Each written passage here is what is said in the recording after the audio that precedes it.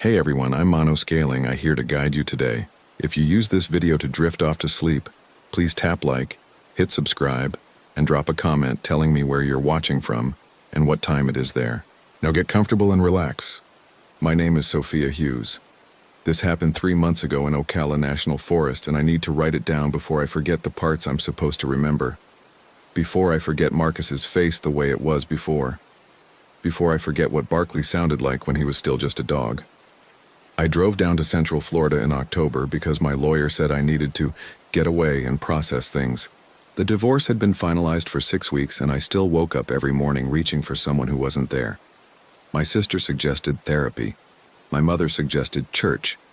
I suggested putting 1,500 miles between myself and the empty house in Ohio, so I rented an RV, loaded up my dog, and pointed south. Ocala National Forest isn't the kind of place people visit by accident. You have to want to go there. It's dense scrubland and pine forests, shot through with springs and sinkholes, and it has a reputation. I'd read about it online. Hikers who disappeared, abandoned campsites found with all the gear still inside, strange lights in the woods at night. The kind of stories people tell themselves when they need to believe the world is more interesting than it is. I didn't believe in that stuff then. The Juniper Springs campground had been half empty when I pulled in on a Tuesday afternoon. Most of the sites were just concrete pads and picnic tables surrounded by palmettos and live oaks. The air smelled like wet earth and something else, something organic and old. Barkley had started whining the moment I parked, which wasn't like him. He's a golden retriever mix, 4 years old, and usually he's excited about everything. But he just sat in the passenger seat and whined, staring out at the trees. "It's fine," I told him. "Just a new place." The ranger who checked me in was a woman in her 50s named Chen. She had the tired look of someone who'd answered the same stupid questions 1,000 times. "First time in Ocala?" she asked. "Yes." "Staying long?" "A week, maybe 2. She nodded and slid a map across the counter.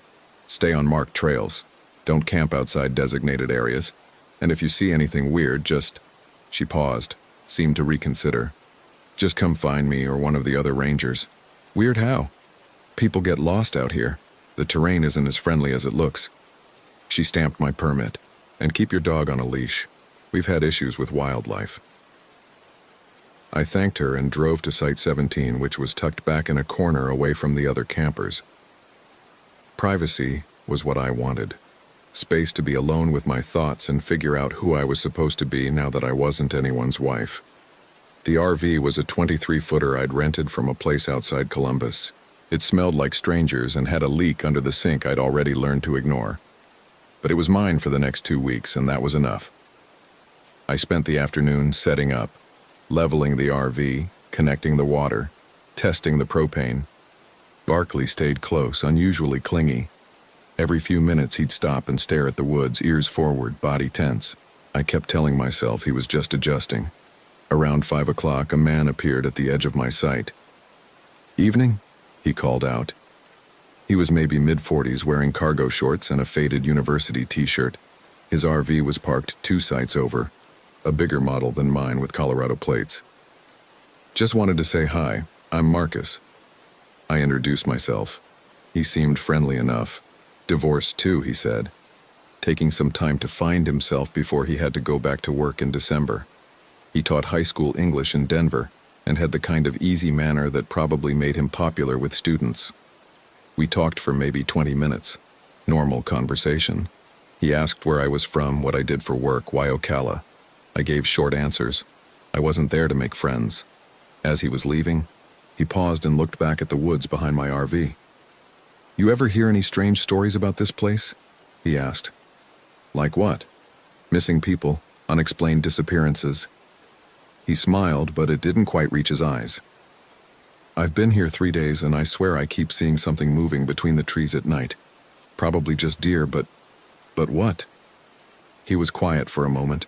Then he said, "A ranger told me something yesterday. We were talking about the trails, and he got real serious. Said there's something out here that people sometimes see. He said if I ever saw something that didn't look right, something that made my skin crawl, I shouldn't look at it. Just turn around and walk away." I laughed. Sounds like he was messing with you. Maybe. Marcus shrugged. But the way he said it, he wasn't joking around, he said. Don't look at it. Whatever you do. Like it was the most important thing he'd ever tell me. Well, thanks for the warning, I guess. Yeah. He nodded and started walking back to his site. Have a good night, Sophia. I made dinner on the RV's 2-burner stove. Pasta with jarred sauce, nothing fancy. Barkley ate his kibble but kept leaving his bowl to stand at the door, growling low in his throat. Outside, the sun was setting fast, the way it does in October. The trees turned into silhouettes and the spaces between them filled with shadows. I tried to read but couldn't focus. Marcus's story kept playing in my head. Don't look at it. It was the kind of thing that gets under your skin precisely because it's so vague. What was it? An animal? A person? Something else? Around 9, I took Barkley out for his final walk of the night.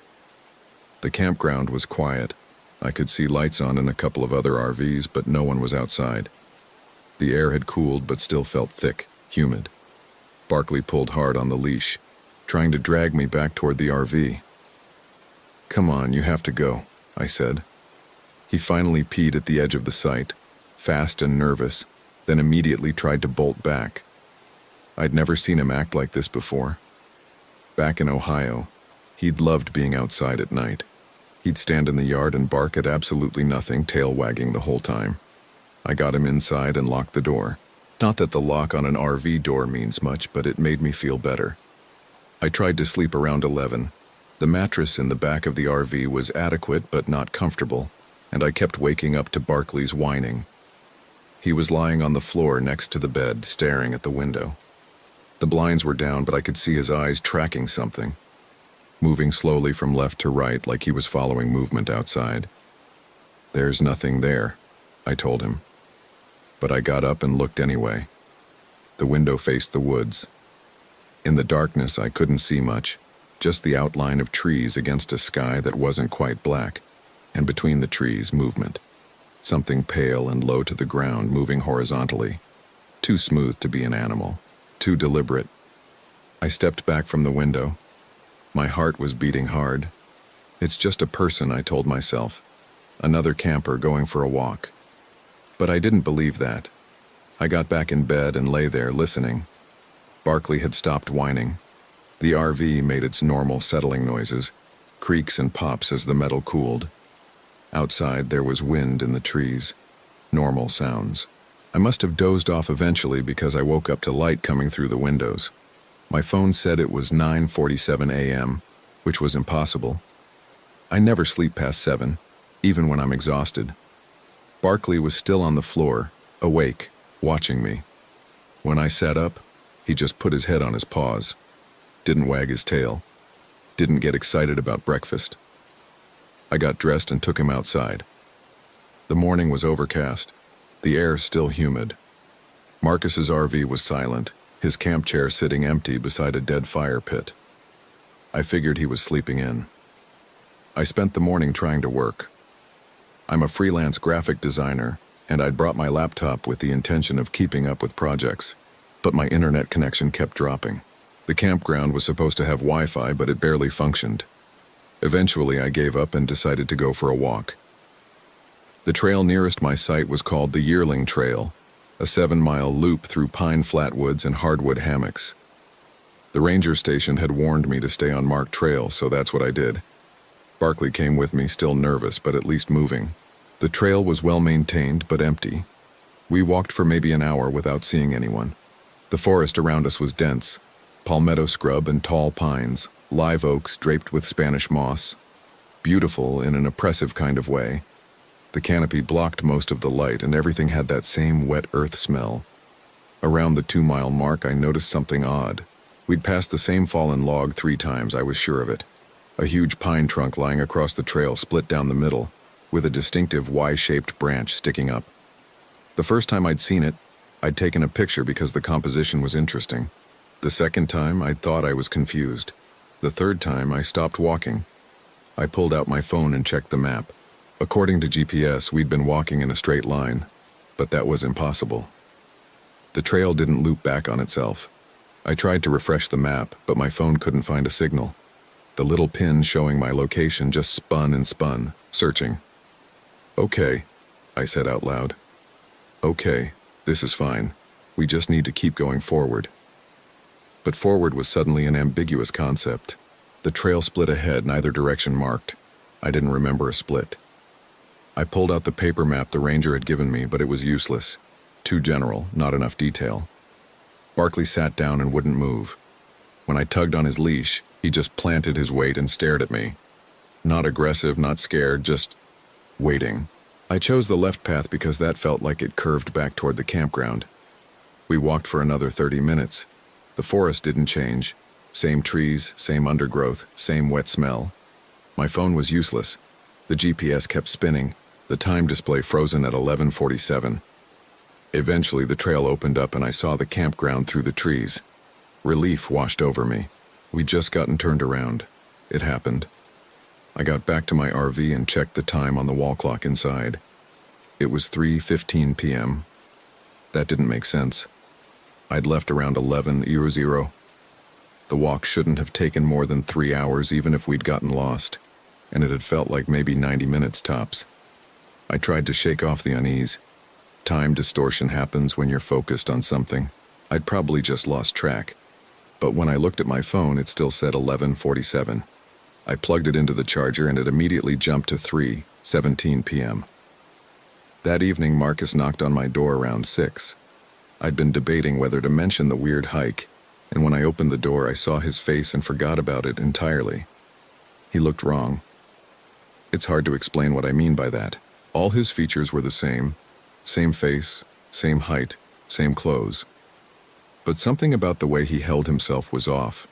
His posture was too straight, his smile too wide, and his eyes didn't track properly. When I moved, there was a half-second delay before his gaze followed. "Evening, Sophia," he said. His voice was flat, each word precisely enunciated. "Hey," I said. Barkley, standing behind me, started that low growl again. "I wanted to ask if you've seen anything unusual today." "Unusual how?" "Just unusual." The smile didn't change. Strange occurrences, missing time, objects out of place. The way he said it made my skin crawl. It wasn't a casual question. It was like he was reading from a script. "No," I lied. "Why?" "No reason." He stood there for another moment, still smiling, not blinking. "Have a pleasant evening." He turned and walked back to his RV. His movements were too fluid, like he was gliding rather than walking. I watched until he disappeared inside, then I locked my door and closed all the blinds. Barkley wouldn't leave my side for the rest of the night. He pressed himself against my legs while I tried to eat dinner, and when I sat on the couch, he jumped up beside me and put his head in my lap. His whole body was trembling. "I know," I whispered, petting him. "I know something's wrong." Around 10 p.m., I heard footsteps outside. Slow, deliberate footsteps circling the RV. They'd pause at each window, stay for a few seconds, then move on. I turned off all the lights and sat in the darkness listening. The footsteps stopped at the door. I heard breathing on the other side, slow, rhythmic, like someone exercising tremendous control over each breath. Then Marcus's voice. "Sophia, are you awake?" I didn't answer. "I know you're awake. I can hear your heart beating." That was impossible. The walls of the RV were too thick, but I pressed my hand to my chest and felt my pulse hammering. "Don't look at it," Marcus said. "Whatever you do, don't look at it." His voice had changed. It sounded wrong, too deep, with an echo that didn't make sense, like two people speaking at once, slightly out of sync. "Don't look at it, don't look at it, don't look at it."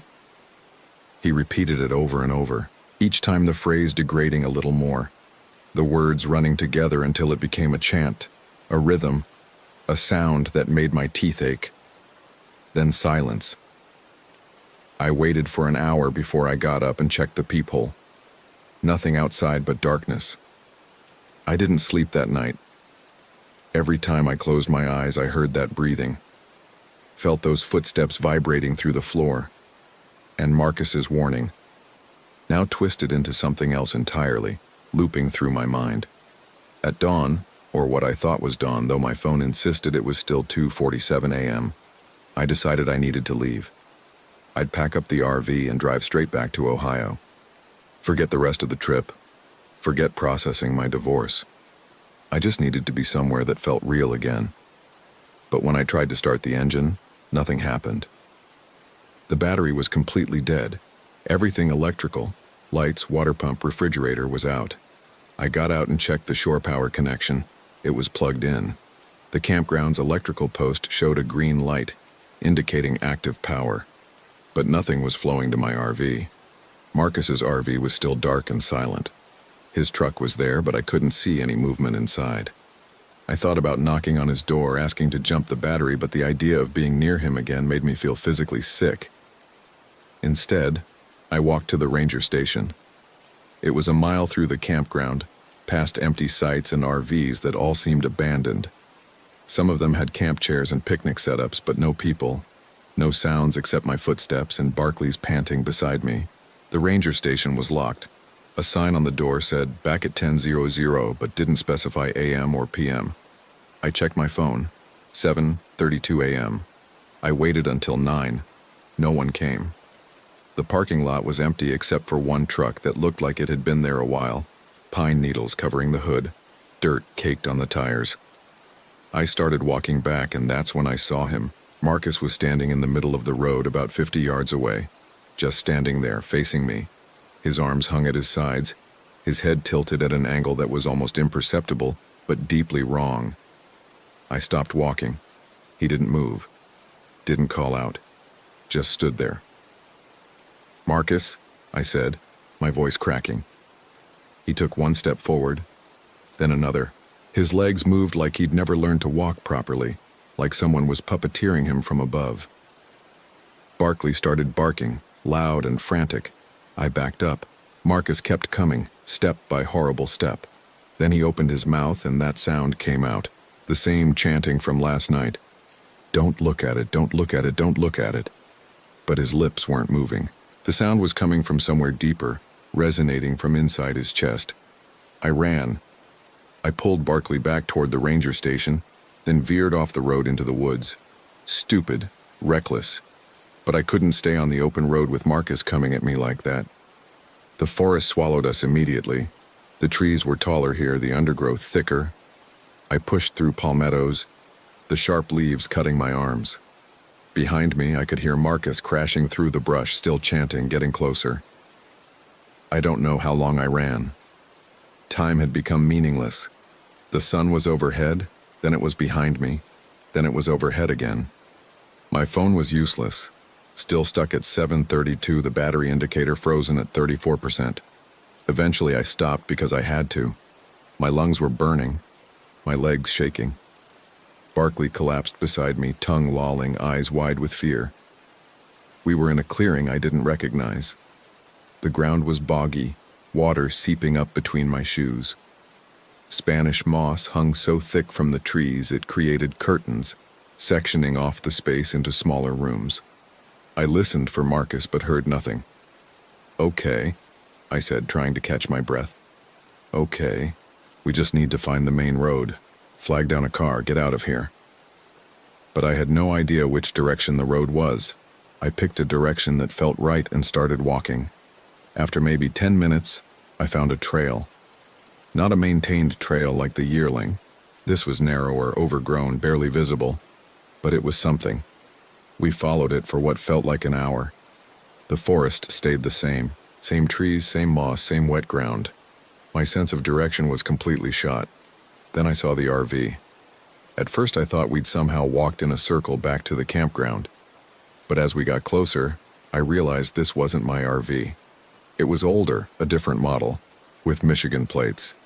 And it had been here a long time, rust eating through the metal, vines growing up the sides, windows so dirty I couldn't see inside. The door was hanging open. I knew I shouldn't go in. Every instinct screamed at me to keep walking. But I needed to know. Needed to understand what was happening. The inside of the RV was wrong in ways that went beyond age and abandonment. The furniture was there but distorted, like it had been heated until it melted slightly, then cooled in new shapes. The kitchenette's metal sink had flowed like liquid into new forms. The couch had fused partially with the wall, and there were marks on every surface. Scratches, gouges, long claw marks dragged through metal and wood. Some of them were shallow. Some went deep, tearing right through to the insulation. On the far wall, someone had carved words. "Don't look at it, don't look at it, don't look at it, don't look at it." Over and over, covering the entire wall, cut so deep the letters bled through to the outside. I backed out of the RV and threw up in the bushes. When I straightened up, Marcus was standing at the edge of the clearing. But there were two of him. No, not two. The Marcus on the left was the one I'd met that first day, wearing the same cargo shorts and university shirt. The Marcus on the right was wrong. Too tall, limbs too long, face stretched and distorted like someone had grabbed it from above and pulled. They both smiled at the exact same time. "Don't look at it," they said in unison. Then they started walking toward me. I ran again, Barkley at my heels. This time we went deeper into the forest, away from anything that looked like a trail. Branches tore at my face. My ankle rolled on uneven ground, but I kept moving. Behind me, I could hear them coming, not crashing through the brush like before. This was quieter, more purposeful. The sound of two things that had learned how to hunt. I burst through a wall of palmettos and stopped dead. I was back at the campground. My RV sat exactly where I'd left it, the shore power cord still plugged in. Marcus's RV was dark. Everything looked normal. But it couldn't be. I'd been running for hours. I was miles from here. I walked to my RV on shaking legs and tried the door. It was unlocked. Inside, everything was exactly as I'd left it. Coffee cup on the counter, laptop on the table, Barkley's bowl still half full of water. My phone was on the charger. When I picked it up, it showed 7:34 a.m. 2 minutes had passed since I'd left for the ranger station. I looked out the window. Marcus's RV was still dark. The campground was still empty. The sun was in the same position it had been when I'd started my walk. Barkley was standing at the door, growling. Not at the windows or the woods. At me. I looked down at my arms. They were covered in scratches from the palmettos. My clothes were torn, muddy. I could feel the burn in my muscles from running. It had happened. It had all happened. But the clock said it hadn't. I tried to think through what was real and what wasn't, but my thoughts kept sliding away like water. The divorce was real. Ohio was real. The drive down here was real, but everything after. A knock at the door. I froze. "Sophia?" Marcus's voice, normal again, friendly. "You okay in there? I saw you leave earlier and you looked upset." I walked to the door, each step feeling like I was moving through mud. I looked through the peephole. Marcus stood outside. The real Marcus, the one from that first day. No distortion, no wrongness. Just a middle-aged man in cargo shorts looking concerned. I opened the door. "Hey," I said. My voice sounded strange in my own ears. "You all right? You look like you've seen a ghost." "I'm fine. Just didn't sleep well." He nodded, sympathetic. "This place can do that to you. I've been having the weirdest dreams since I got here. Real vivid stuff." He paused. "Listen, I know we just met and this might sound crazy, but I'm thinking of leaving early. This place gives me the creeps. Want to caravan out of here? Safety in numbers and all that?" I almost said yes, almost grabbed my keys and followed him out of this nightmare. But I looked at his eyes and saw it. Just for a second, a flicker of something else looking out at me. Something that knew I'd seen the abandoned RV and the two versions of him in the clearing. Something that was offering me an exit because it knew I'd take it. "No thanks," I said. "I think I'll stay a bit longer." His smile didn't waver. "Suit yourself. Offer stands if you change your mind." He walked back to his RV. I watched him go. Then I locked my door and sat down on the couch. Barkley was still growling at me. I spent the rest of the day trying to charge my phone, trying to start the RV, trying to do anything normal. Nothing worked. The battery wouldn't hold a charge. The engine wouldn't turn over. My laptop wouldn't boot up. As the sun started to set, though my phone still insisted it was morning, I heard footsteps outside again. The same slow, deliberate pattern, circling the RV, then breathing at the door. Sophia, Marcus's voice wrong again. You know what you have to do. Go away, I said. You have to look at it. You've been avoiding it this whole time, but you have to look. Leave me alone. The breathing got faster, more ragged. You can't leave until you look. None of us could. That's the rule. You have to see it. You have to understand. I don't want to understand. Don't look at it, a different voice said. Female coming from the other side of the RV. Don't ever look at it. That's what he told me. Don't look, don't look, don't look. More voices joined in. Some I recognized. The ranger from check-in, other campers I'd barely noticed when I arrived.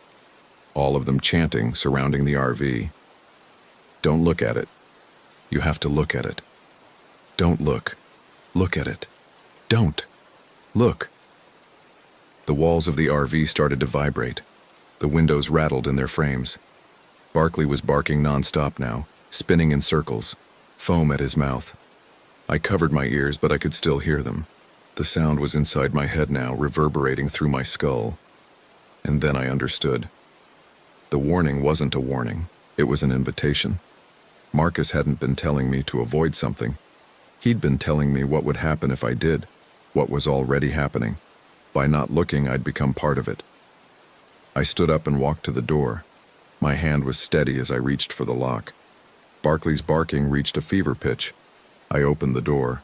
They were all standing outside in a circle. Marcus, the ranger, a dozen other people I'd never met. All of them too tall now, limbs too long, faces stretched and wrong. And behind them, between the trees, something else. Something I couldn't quite see because my eyes kept sliding away from it. Something that existed in the negative space, in the gap between what was there and what wasn't. Look at it, Marcus said. So I did. I turned my head and I looked directly at the thing in the woods, and I finally understood why the warning existed. Why everyone who'd ever come here had been told the same thing. Because once you look at it, it looks back at you. And once it sees you, you're not alone anymore. I'm writing this 3 months later. I made it out of Ocala. Woke up in my RV on the side of Highway 40 with no memory of driving there.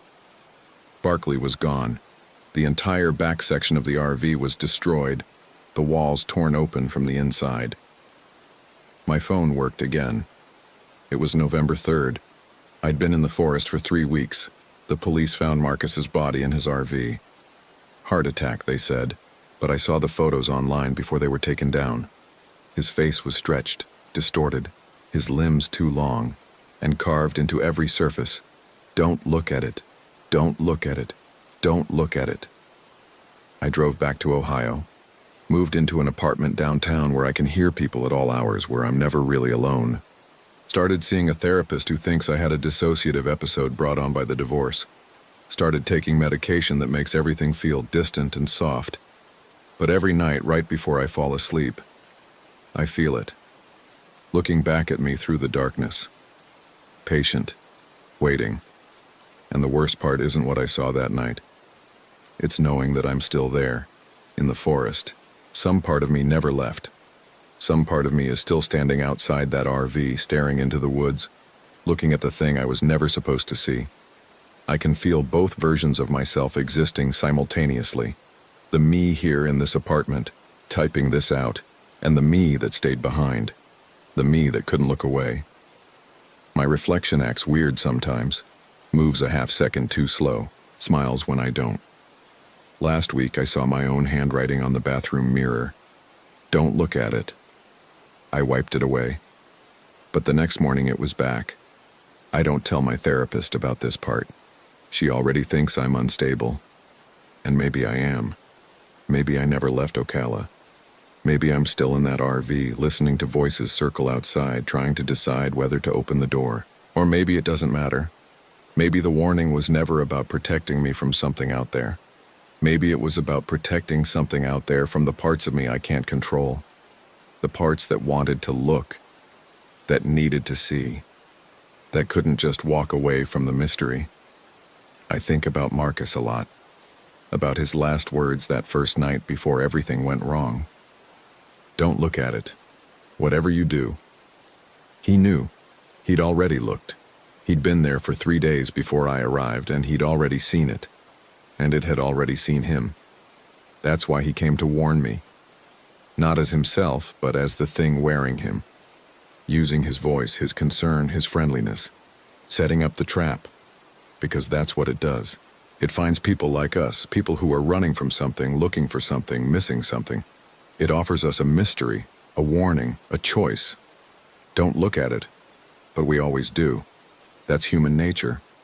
Tell someone not to look and it's the only thing they can think about. I wonder how many others are out there right now.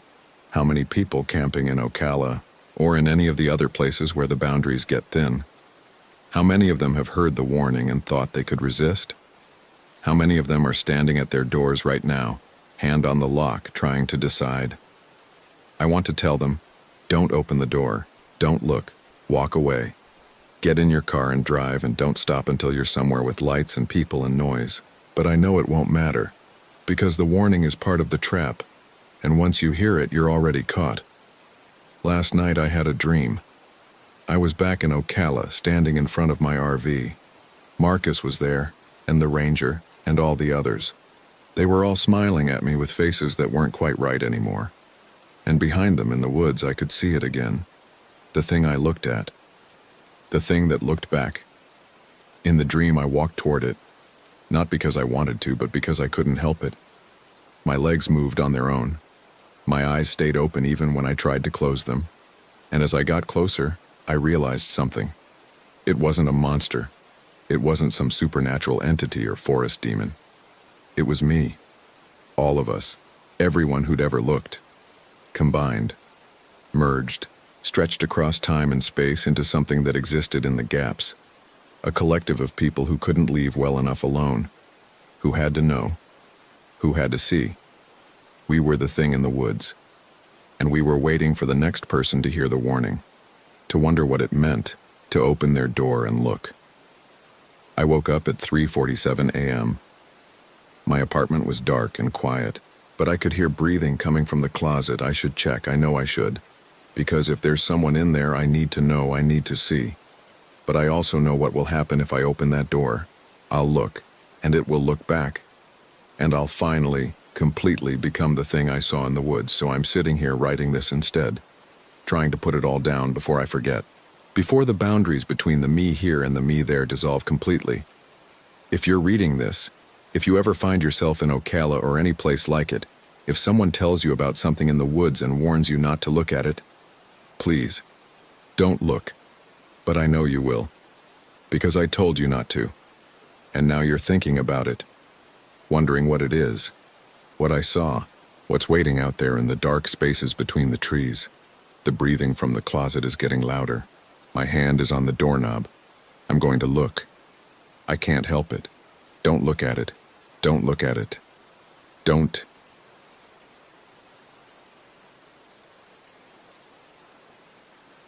My name is Marcus Webb. This happened in October 2019 when my girlfriend and I went RV camping in Gifford-Pinchot National Forest in Washington. I'm writing this down because I need to get it out, and because no one believes me. Not the police, not my family, not the doctors. They think I'm experiencing some kind of breakdown. Maybe I am, but I know what I saw. Jen and I had been together for 3 years. She worked as a dental hygienist. I did IT support for an insurance company. We weren't outdoorsy people, not really, but her sister had loaned us this RV and we figured why not. It was one of those smaller ones, maybe 25 feet, with a bed over the cab and a little kitchenette in back. The trip was Jen's idea. She'd been stressed about work, about us, about everything. She thought getting away would help. We left Seattle on a Thursday morning. The drive took about 3 hours. Jen was in a good mood, singing along to the radio, making jokes about how we were going to get eaten by bears. I remember thinking how pretty she looked with the sunlight coming through the windshield. Her hair was pulled back in a ponytail and she wasn't wearing makeup. That was one of the things I loved about her. She didn't need it. The campground was called Timber Ridge. It wasn't one of the big official ones. We'd found it on some website that listed lesser-known spots. The reviews said it was quiet, secluded, perfect for couples. There was a small office at the entrance. Just a wooden shed, really, but no one was there. There was a sign that said to pick any available spot and pay at the honor box. We drove down a gravel road that wound through Douglas firs and western hemlocks. The trees were so thick they blocked out most of the sky. We passed 3 other RVs on the way to our spot. All of them looked empty. No cars parked nearby, no camp chairs set up, no lights on inside. I mentioned this to Jen and she said they probably just went hiking. It was only 2 in the afternoon. Our spot was at the end of the road, number 47. It was just a cleared area with a gravel pad, a picnic table, and a fire ring. There was a spigot for water about 20 feet away, and an electrical hookup that looked like it hadn't been used in a while. The forest pressed in on all sides.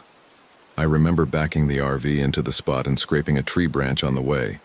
It made this long screech against the side that set my teeth on edge. We spent the first hour getting set up. Jen was particular about things being organized. She made me level the RV 3 times before she was satisfied. Then we had to test all the lights, make sure the fridge was running, check that the toilet worked. By the time we were done, it was almost 4 and the light was starting to fade. "Should we drive back to that little town we passed?" Jen asked. "Get some firewood?" I told her we'd brought some. I'd tied a bundle to the back of the RV before we left. But when I went to get it, the rope had come undone. The wood was gone. Must have fallen off somewhere on the highway. Jen got that look on her face, the one where her mouth went tight. "So what are we supposed to do for a fire?" "We can gather some," I said. "There's wood everywhere. It's going to be wet. It hasn't rained in days. Pine burns too fast." We went back and forth like that for a bit. It was stupid.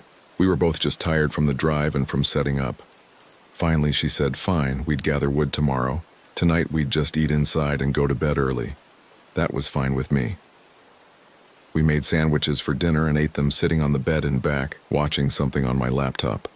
The RV's Wi-Fi hotspot barely worked out here, so we'd downloaded a few movies before we left. I can't remember what we watched. Something with Bradley Cooper, I think. Jen fell asleep halfway through, her head on my shoulder. I turned off the laptop and just sat there for a while, listening to her breathe, listening to the wind in the trees outside.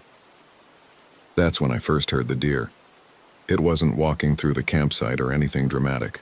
I just heard something moving through the underbrush, maybe 30 or 40 feet away. Twigs snapping, leaves rustling. It stopped, then started again. I figured it was looking for food, maybe smelling our sandwich wrappers in the trash bag I'd hung on the door handle. I eased Jen's head onto a pillow and went to the front of the RV. The windows up there were bigger, and I thought maybe I could see what it was. I turned off the lights inside so I could see out better. It took a minute for my eyes to adjust. The moon was almost full, but the trees blocked most of it. I could make out the shapes of trunks and branches, but not much else. Then I saw it.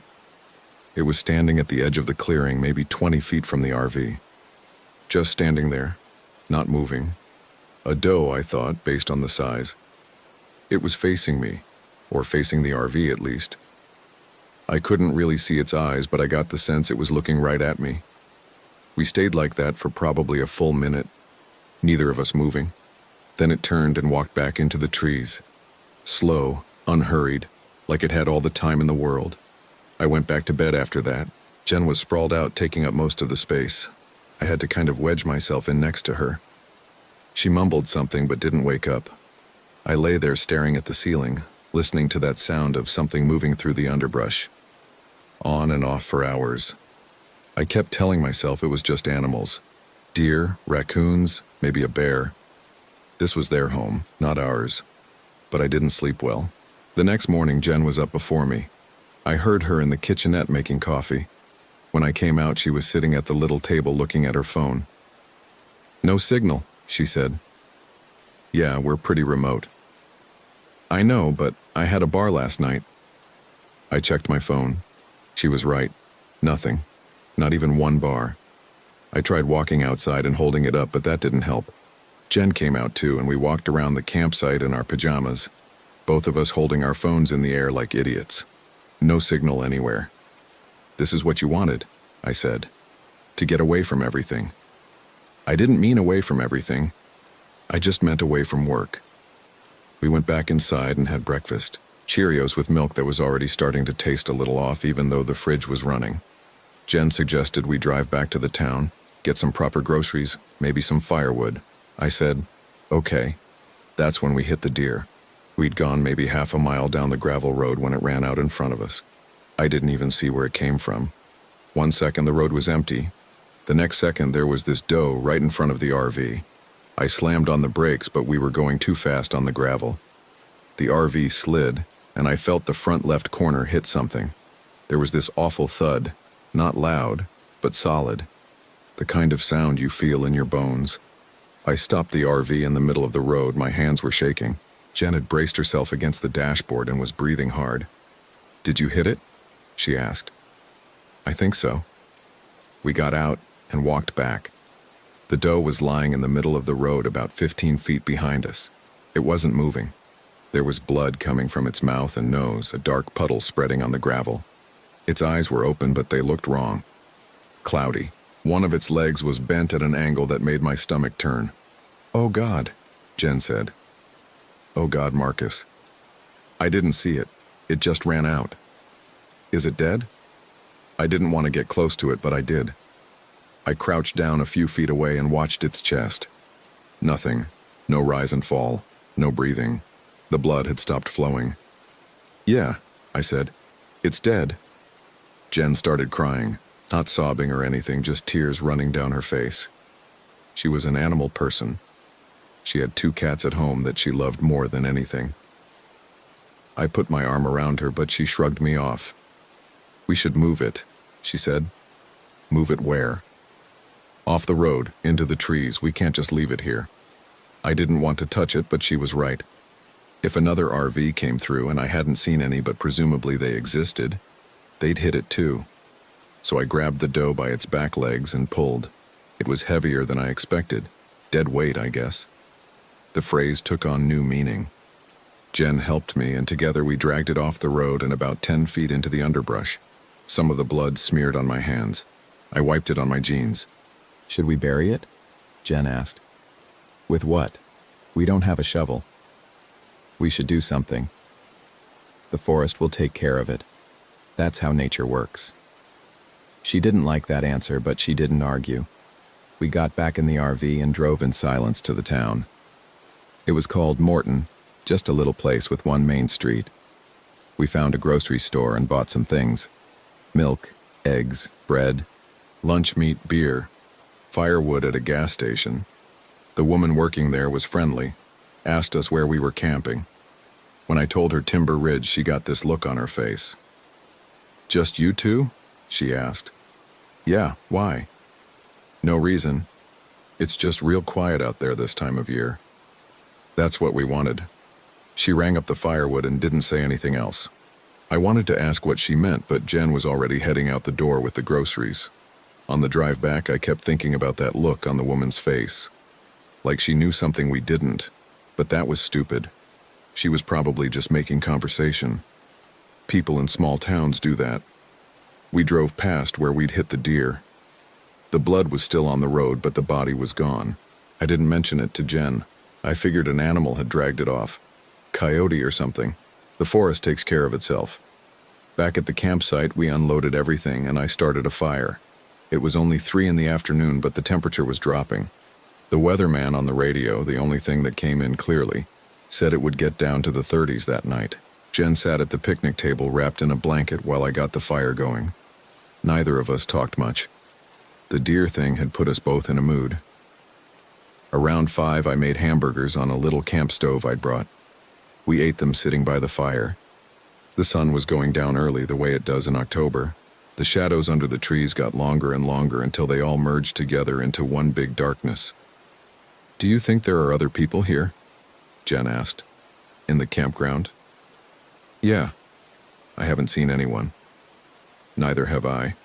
But those other RVs must belong to someone. Maybe they're abandoned. Who would abandon an RV? She shrugged and threw her paper plate into the fire. We watched it curl and burn. The flames made shadows dance on her face. For a second she looked different. Older, maybe. Or just tired. That's when I saw the deer again.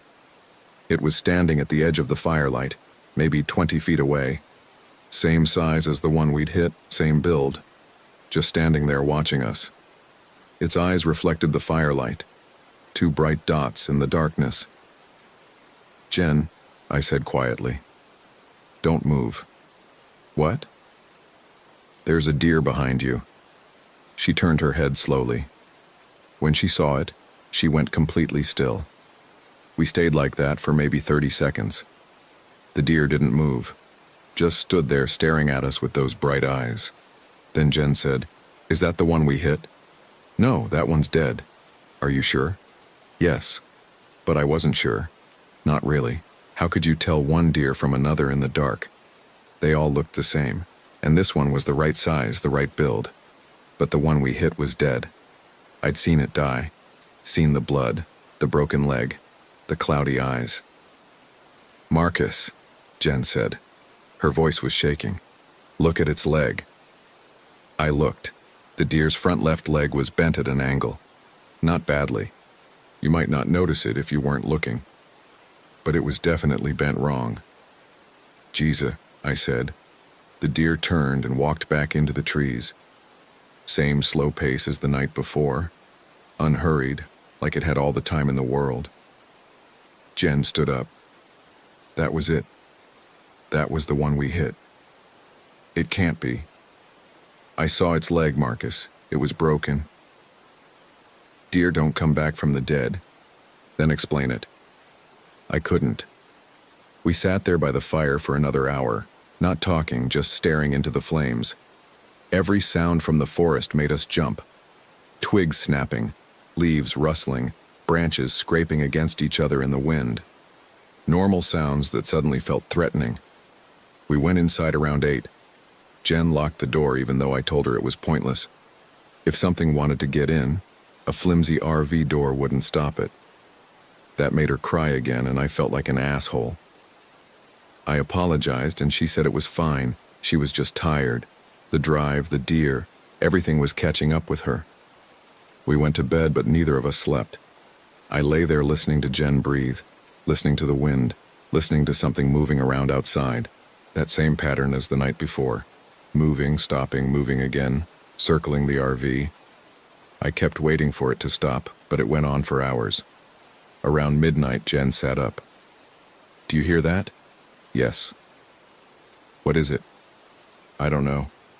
It sounds like it's right outside." She got up and went to the window over the kitchenette. I followed her. We looked out, but it was too dark to see anything. Just shapes and shadows. The moon had gone behind clouds. Then we heard it breathing. Right outside the window. This wet, labored sound. Like something struggling to pull air into its lungs. Jen grabbed my arm hard enough to hurt. "Is that a person?" she whispered. "I don't know." The breathing stopped. A few seconds of silence. Then we heard footsteps on gravel. Not walking away, walking around the RV. Slow, methodical steps. Something was circling us. "Call someone," Jen said. "There's no signal." "Try anyway." I got my phone and tried 911. Nothing, not even a busy signal, just silence. Jen tried hers with the same result.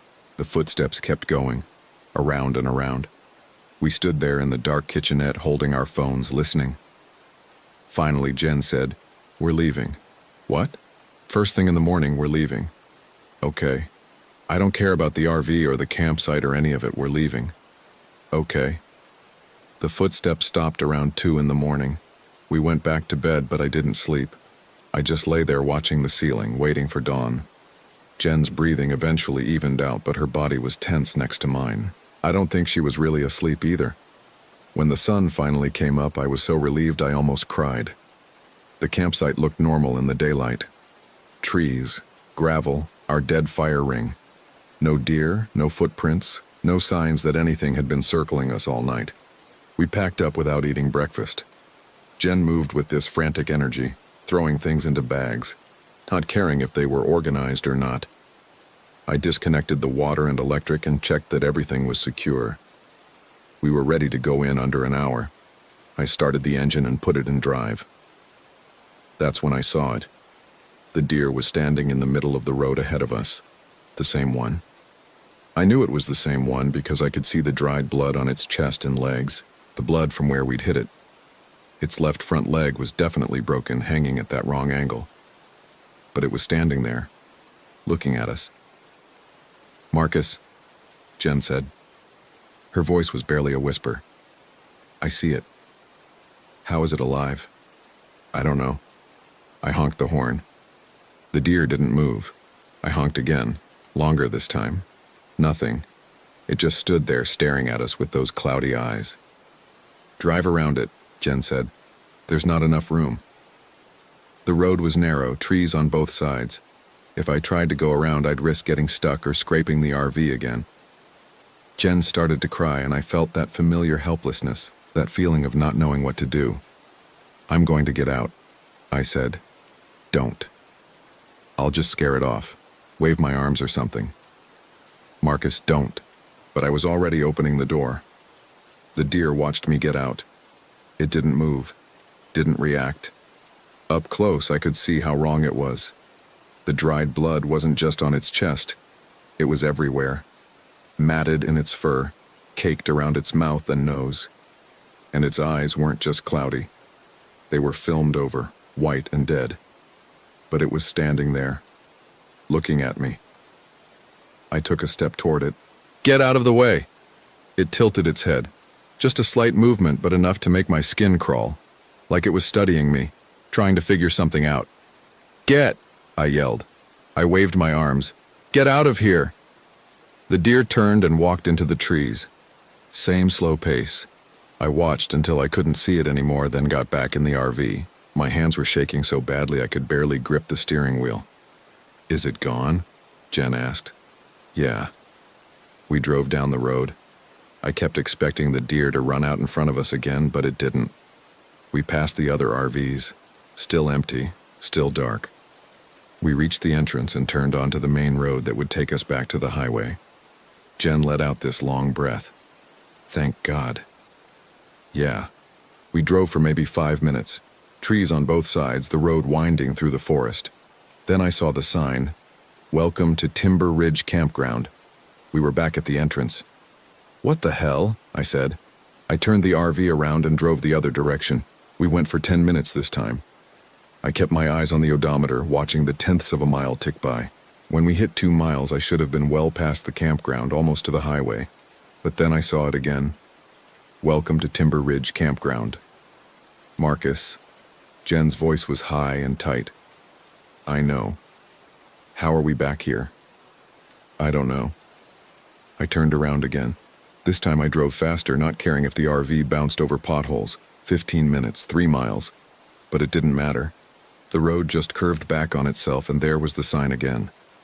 "Welcome to Timber Ridge Campground." Jen started to hyperventilate. I pulled over and tried to calm her down, but she was spiraling. "We're stuck here. We're stuck. Why are we stuck?" "We're not stuck. There has to be another way out." "There isn't. We keep ending up at the same place." "Then we'll drive through the forest. Cut our own road." "In an RV?" She was right. It was stupid, but I didn't know what else to suggest. We sat there on the side of the road for maybe 20 minutes while Jen cried, and I tried to think. Finally, she said she wanted to go back to our campsite. Just for now, just until we figured out what to do. So that's what we did. The campsite looked the same as when we'd left it. Fire ring still full of ashes. Picnic table still there. Our tire tracks still visible in the gravel. Jen went inside the RV and lay down. I stayed outside and walked around, trying to make sense of what was happening. The road only went in one direction. There were no turnoffs, no side roads. It should have been impossible to end up back where we started. But we had. 3 times. I thought about walking out, just leaving the RV and hiking through the forest until I hit the highway. But that could take days. And I didn't want to leave Jen alone. And something about the idea of being out there in the trees by myself made my chest tighten with panic. Around noon, Jen came back out. She'd stopped crying, but her face was pale and her eyes were red. "I'm sorry," she said. "For what?" "For losing it. I just don't understand what's happening." "Neither do I." "Do you think we're going crazy? Like both of us? Some kind of shared psychosis?" "I don't know." She sat down at the picnic table and I sat next to her. We stayed like that for a while, not talking, just being together. The sun was warm on my face. Birds were singing in the trees. If you ignored everything else, it was actually kind of nice. That's when we heard the screaming. It came from deeper in the forest, maybe a quarter mile away.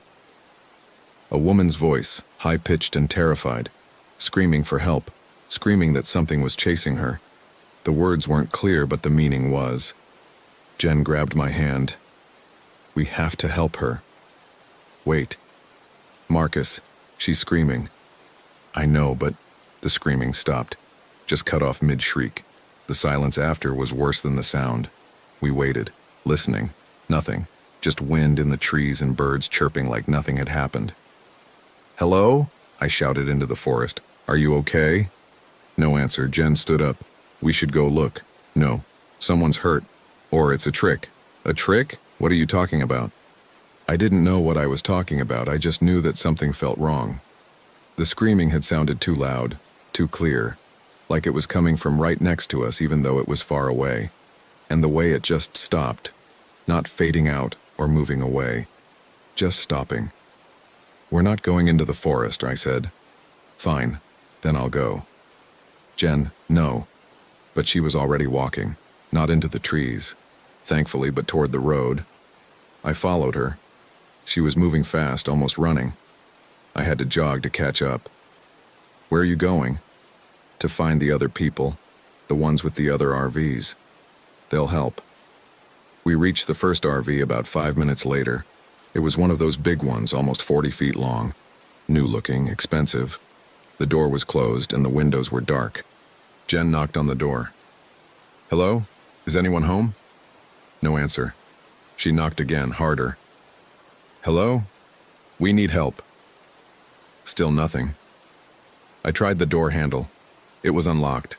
The door swung open and we looked inside. The RV was empty. Not just empty of people, empty of everything. No furniture, no curtains, no dishes or clothes or any sign that anyone had ever been there. Just bare walls and bare floor. "What the hell?" Jen said. We checked the next RV, same thing. Empty. The third one was empty too. All of them looked lived in from the outside, but were completely hollow inside. "I don't understand," Jen said. "Who would park empty RVs here? Why?" I didn't have an answer. We walked back to our campsite in silence. The sun was starting to set again. I could feel time slipping away from us, the daylight disappearing faster than it should. We had maybe 2 hours before dark. Jen went inside to lie down. She said her head hurt, that she needed to rest. I stayed outside and tried to make a plan. We had food for maybe 3 more days if we rationed it. Water for about the same. After that, we'd have to figure something out, maybe collect rainwater, maybe hike out even if the road looped back. That's when I noticed the deer tracks. They were in the dirt around the fire ring. Fresh tracks, deep impressions. I crouched down and looked at them. They circled the fire ring once, twice, 3 times. Then they led off toward the RV. I followed them. They went around the RV in a circle. A perfect circle, like something had been pacing around us. One of the tracks was smeared. Like the hoof that made it wasn't working right, like it was dragging. I went inside and locked the door. Jen was asleep on the bed, or pretending to be asleep. I didn't wake her. I just sat at the table and watched the windows as it got dark. The breathing started around midnight, same as before. Right outside the RV, moving from window to window. That wet, labored sound. Jen woke up and we held each other in the dark, not talking, just listening. Then I heard something else. A scratching sound, like something was trying to get in. Not at the door, at the wall. long, slow scrapes like fingernails or claws dragging across the metal exterior. "It's trying to get in," Jen whispered. "The walls are solid, it can't." But I didn't believe that. The scratching got louder, more insistent. I could hear it moving around the RV, trying different spots. The door, the windows, the roof. That's what terrified me most, hearing something on the roof, walking around up there, testing the seams. This went on for hours. We didn't sleep. We just sat there in the dark, holding each other, listening to something circle us and try to find a way in. When dawn came, the sound stopped. I got up and looked outside. Fresh tracks everywhere, hundreds of them crisscrossing the campsite. But they all had the same smeared mark on the left front track. All of them. Like they'd all been made by the same animal. The same broken leg. Jen looked over my shoulder. "It was here all night." "Yeah. What does it want?" "I don't know." We ate breakfast in silence. Cereal again. The milk was definitely bad now, but we ate it anyway. After that, I suggested we try to leave again. Jen said, "What's the point? We'll just end up back here." But I couldn't sit around doing nothing. So we drove. Same result. Every road led back to the entrance. We tried 4 times before I gave up. The 4th time, the deer was waiting for us at the entrance, just standing there in the middle of the road, watching us with those dead eyes. Jen started laughing, not happy laughter, the kind that makes you worried. "It's keeping us here." "Don't say that." "Why else would it be here every time? It's keeping us here." "It's just a deer." "No, it's not. Look at it, Marcus. That's not a deer." She was right. I could see that now. The thing standing in the road was shaped like a deer, moved like a deer, but it was wrong in ways I couldn't articulate. The proportions were slightly off, the way it held its head, the way it looked at us with intelligence that animals don't have. We drove back to the campsite one more time. That was 4 days ago. We've been here ever since. The food ran out yesterday. The water is almost gone. I've been keeping track of time by making marks on the picnic table with a rock. 4 marks. 4 days. But I'm not sure that's right. It feels like longer. The sun doesn't move the way it should. Sometimes it's morning for hours, the light never quite reaching noon. Sometimes night falls in minutes. The deer comes every night now. Not just standing outside, it touches the RV. I can hear it pressing against the walls, testing them. Sometimes I hear 2 sets of footsteps, like there are 2 of them now. But when I look outside in the morning, there's still only 1 set of tracks. Jen isn't doing well. She sleeps most of the day, and when she's awake, she doesn't talk much. Last night, she told me she'd been having dreams. Dreams of walking through the forest, of finding a clearing where dozens of deer stood in a circle. In the center of the circle was something dead. She couldn't see what it was, but she knew it used to be a person. This morning, I found her standing outside the RV, just standing there in her pajamas, staring into the trees. When I asked what she was doing, she said she heard someone calling her name. I told her I didn't hear anything. She said it sounded like her mother. I brought her inside and made her sit down. She kept looking at the window, at the trees beyond, like she was listening to something I couldn't hear. "We killed it," she said suddenly. "What?" "The deer. We killed it, and now it won't let us leave. That doesn't make sense. None of this makes sense, but that's what's happening. We killed it, and now it's keeping us here until we..." She stopped talking, just stopped mid-sentence and stared at me. "Until we what?" I asked. She didn't answer, just kept staring at me with this blank expression. After a minute, she got up and went to the bed and lay down facing the wall. That was 6 hours ago. She hasn't moved since. I've called her name, shaken her shoulder, but she won't respond. She's breathing, her eyes are open, but it's like she's not there anymore. I'm writing this down because I don't know what else to do. The sun is setting again. I can see the deer through the window. It's standing at the edge of the clearing, watching the RV. Its broken leg is worse now. The bone is sticking through the skin, but it's still standing, still watching. Jen just got up. I heard her moving behind me. When I turned around, she was standing by the door. "Jen?" She didn't look at me. She just opened the door and stepped outside. "Jen, wait!" I got up to follow her, but something stopped me. The way she was moving, the way she held her body. It wasn't right.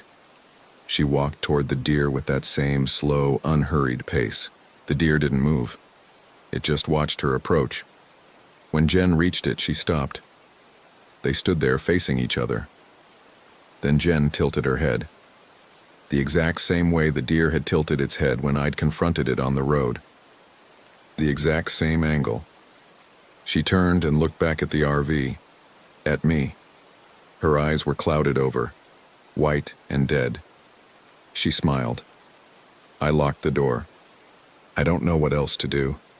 It's dark now and I can hear both of them outside. Jen and the deer, walking around the RV. Their footsteps are perfectly synchronized. They stop at the same time, start at the same time. Sometimes I hear Jen's voice calling my name, but it doesn't sound like her anymore. The tone is wrong, the inflection is wrong. I know I should try to leave, try to run into the forest, find another way out. But I'm too afraid, and I keep thinking about what Jen said, about how we killed it, and now it won't let us leave. About how nothing makes sense, but that's what's happening. I can hear them trying the door now. Jen's voice is saying, "Marcus, open up, it's me." But I won't. I can't. Because I looked out the window a few minutes ago and saw her standing next to the deer. Saw her left arm hanging at a wrong angle, just like the deer's leg. Saw the white film over her eyes. The scratching is starting again. On the walls, on the roof. Both of them now, working together. Testing. Searching for a way in. I don't think they're going to stop. I don't think I'm getting out of here. This is Marcus Webb. If anyone finds this, if anyone reads it, don't go to Timber Ridge Campground in Gifford-Pinchot National Forest. Don't hit the deer. And if you do, don't stop to check if it's dead. Because it won't be. Not really. The scratching is getting louder. They're at the door again. I can hear Jen saying, "Marcus, open up," over and over. Her voice sounds more like her now. That's what scares me most.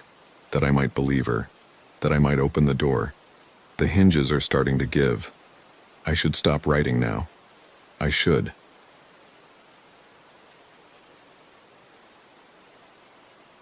My name is Hannah Carter. This happened last February at Duck Creek Village in Utah. I need to write this down while I still remember it clearly, or at least while I still trust that what I remember is real. The doctors say I have PTSD. My sister thinks I had a breakdown. The police closed the investigation after 3 weeks. But I was there. I know what I heard. I'd been planning the trip for months. After the divorce was finalized in December, I bought a used RV with some of the settlement money, a 2015 Forest River, 26 feet. Nothing fancy, but it was mine. I'd never owned anything that was completely mine before. Derek always made the decisions about everything we bought together, everything we did. The RV was my middle finger to that whole life. I'm not outdoorsy. I want to be clear about that. I didn't grow up camping. I'd been camping maybe twice in my life, both times because Derek wanted to go. But the idea of driving somewhere remote and just existing for a while without anyone asking me questions or expecting anything from me, that appealed to me in a way I can't quite explain.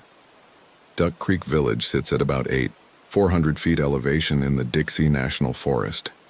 It's a summer tourist spot, but in February, it's practically deserted.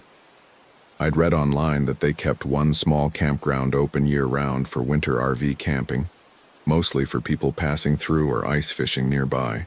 The photos online looked peaceful, quiet, empty. That's what I wanted. Empty. I arrived on a Tuesday afternoon. The drive from Salt Lake City had taken longer than expected because of road conditions. The highways were clear. But once I got up into the mountains, everything was covered in that hard-packed snow that never quite melts.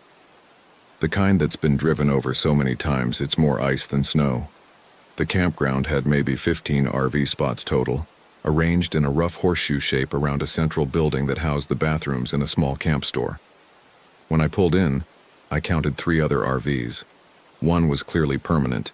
It had a wooden deck built around it and flower boxes that were empty this time of year. The other two looked like they were actually being used for camping. I picked a spot on the far end, away from the others. Not because I was antisocial exactly, but because I didn't want to make small talk. I didn't want to explain why a 34-year-old woman was winter camping alone in southern Utah. I didn't want sympathetic looks when I said I was recently divorced. Setting up the RV took longer than I'd practiced in my driveway. Everything was stiff from the cold. My fingers kept going numb even with gloves on.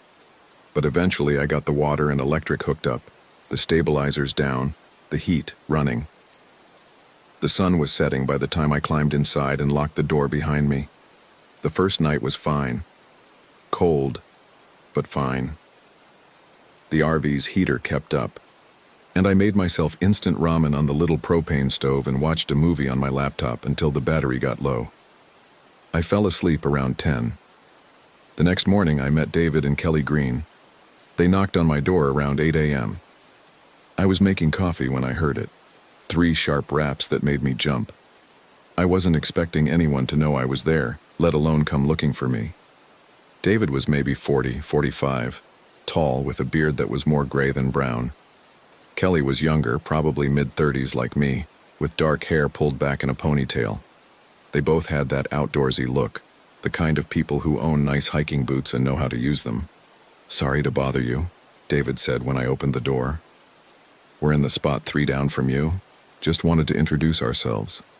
Not many people camp up here this time of year." "Hannah," I said.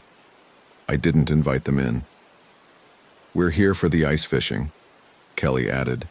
She had a friendly smile, but there was something about the way she looked at me.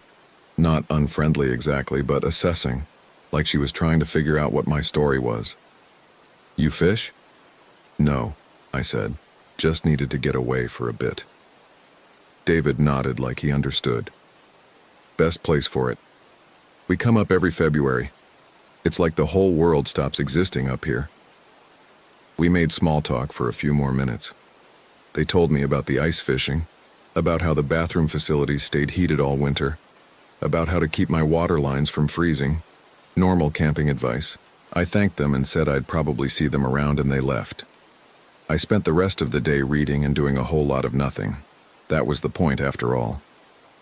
Around 3 p.m. I bundled up and walked to the camp store to buy some firewood. The woman working there was probably 70 with leathery skin and suspicious eyes. "Storm coming," she said as she rang me up. "I didn't see that in the forecast," I said. She shrugged. "Forecast don't mean much up here. You get a feeling for it. Should hit tonight. You got supplies?" I said I did, though I wasn't entirely sure what supplies I was supposed to have. She sold me some chemical hand warmers and a flashlight with fresh batteries, just in case. I paid and left, feeling slightly unsettled in a way I couldn't name. The sky was clear, painfully blue. There wasn't a cloud anywhere. By dinner time, clouds had rolled in, thick, dark ones that sat low over the mountains. The temperature dropped fast.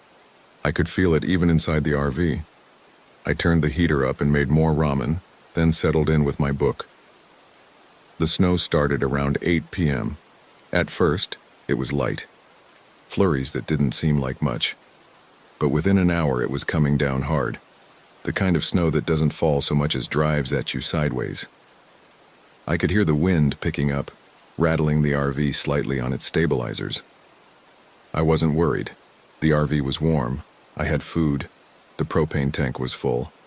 I'd ridden out worse storms in suburban Salt Lake City houses. The footsteps started at 3:06 a.m. I know the exact time because I looked at my phone when I woke up. The sound was what woke me, a distinct creaking above my head, like someone taking slow, deliberate steps across the roof of the RV.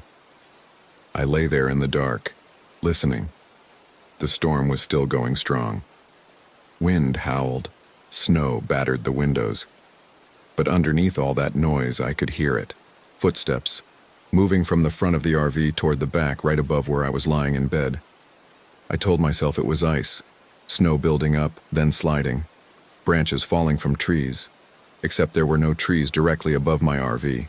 I'd parked in an open spot specifically to avoid that. The footsteps stopped directly above me. I held my breath, waited. The wind screamed. The RV rocked slightly. Then the footsteps moved again back toward the front. Slow. Methodical. Like someone pacing. I grabbed my phone and turned on the flashlight. I climbed out of bed, my heart hammering, and moved to the front of the RV. I stood on the seat by the driver's area and looked out the windshield at the roof. Snow. That's all I could see. Thick snow covering everything. The wind was blowing so hard I could barely see 5 feet in front of the RV. If someone was up there, I wouldn't be able to see them in this. The footsteps had stopped. I stood there for maybe 10 minutes, shining my phone's flashlight uselessly out the windshield, seeing nothing but white. Eventually, I convinced myself I'd imagined it. Storm sounds. The RV settling. Whatever. I went back to bed but didn't sleep. The storm continued all the next day. By morning, there had to be at least 2 feet of fresh snow, maybe more. The wind hadn't stopped. I couldn't see the other RVs anymore. The snow was too thick, the wind too strong. It was like being inside a whiteout. I tried my phone around 9 a.m., no signal. That wasn't surprising given the storm and the elevation.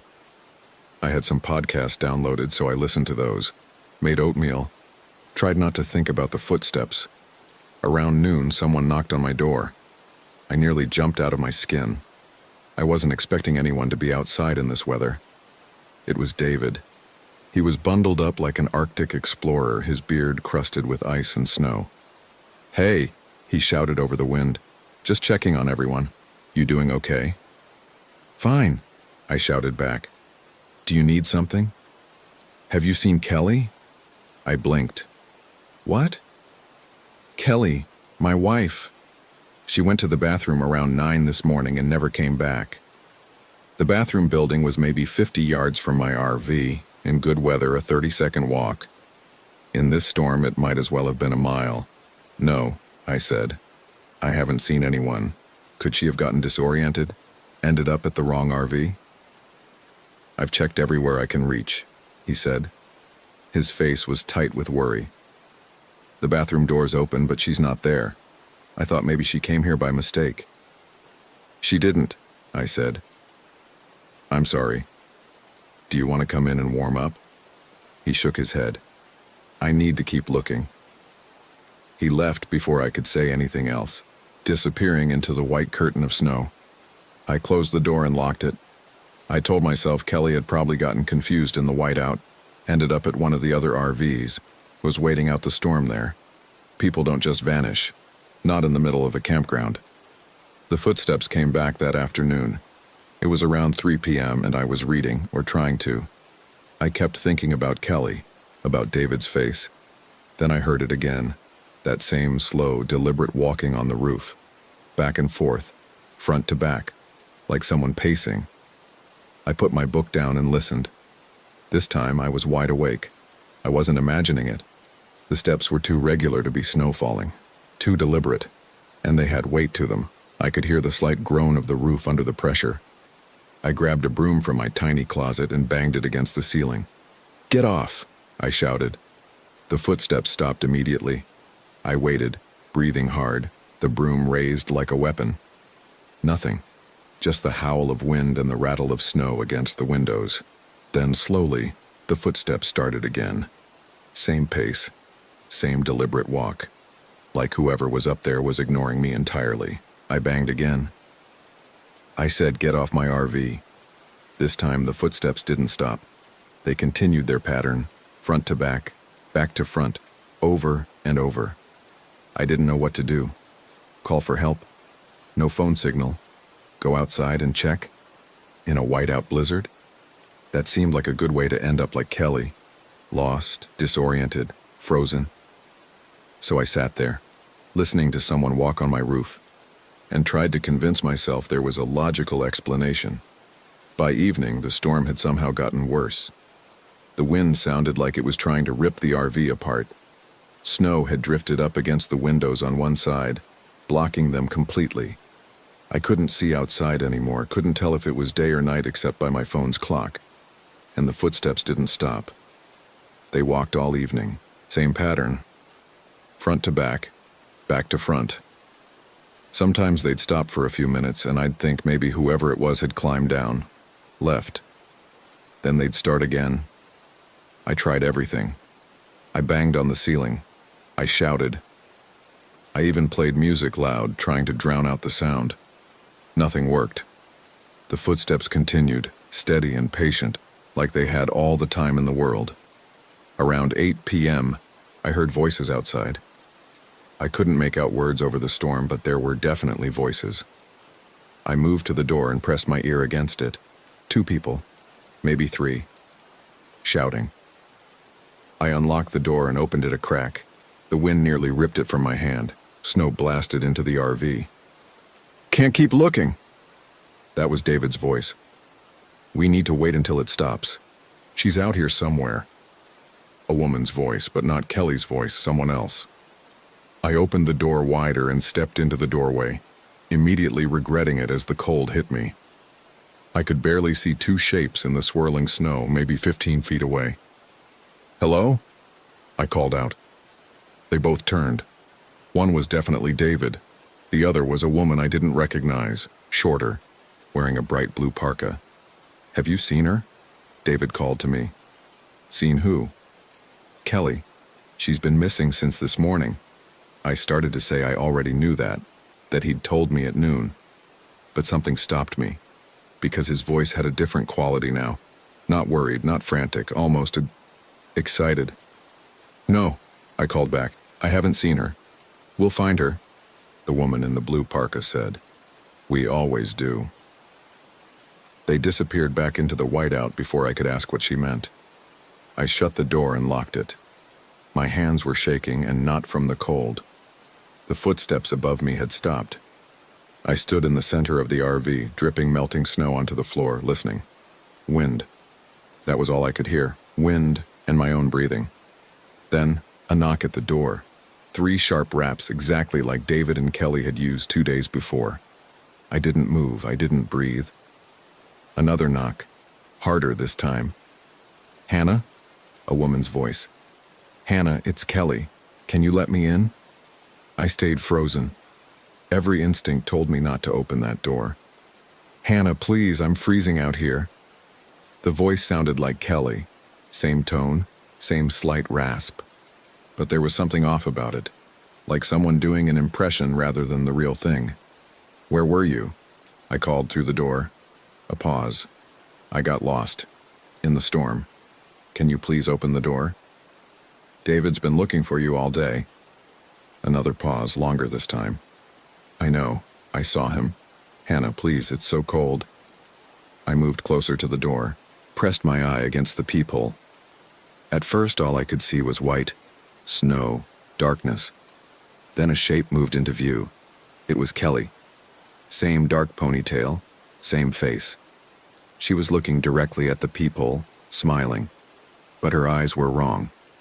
They didn't blink, and the smile was too wide, stretching her face in a way that made my stomach turn. "I can see you looking at me," she said. "Please let me in." "Where did you go?" I asked.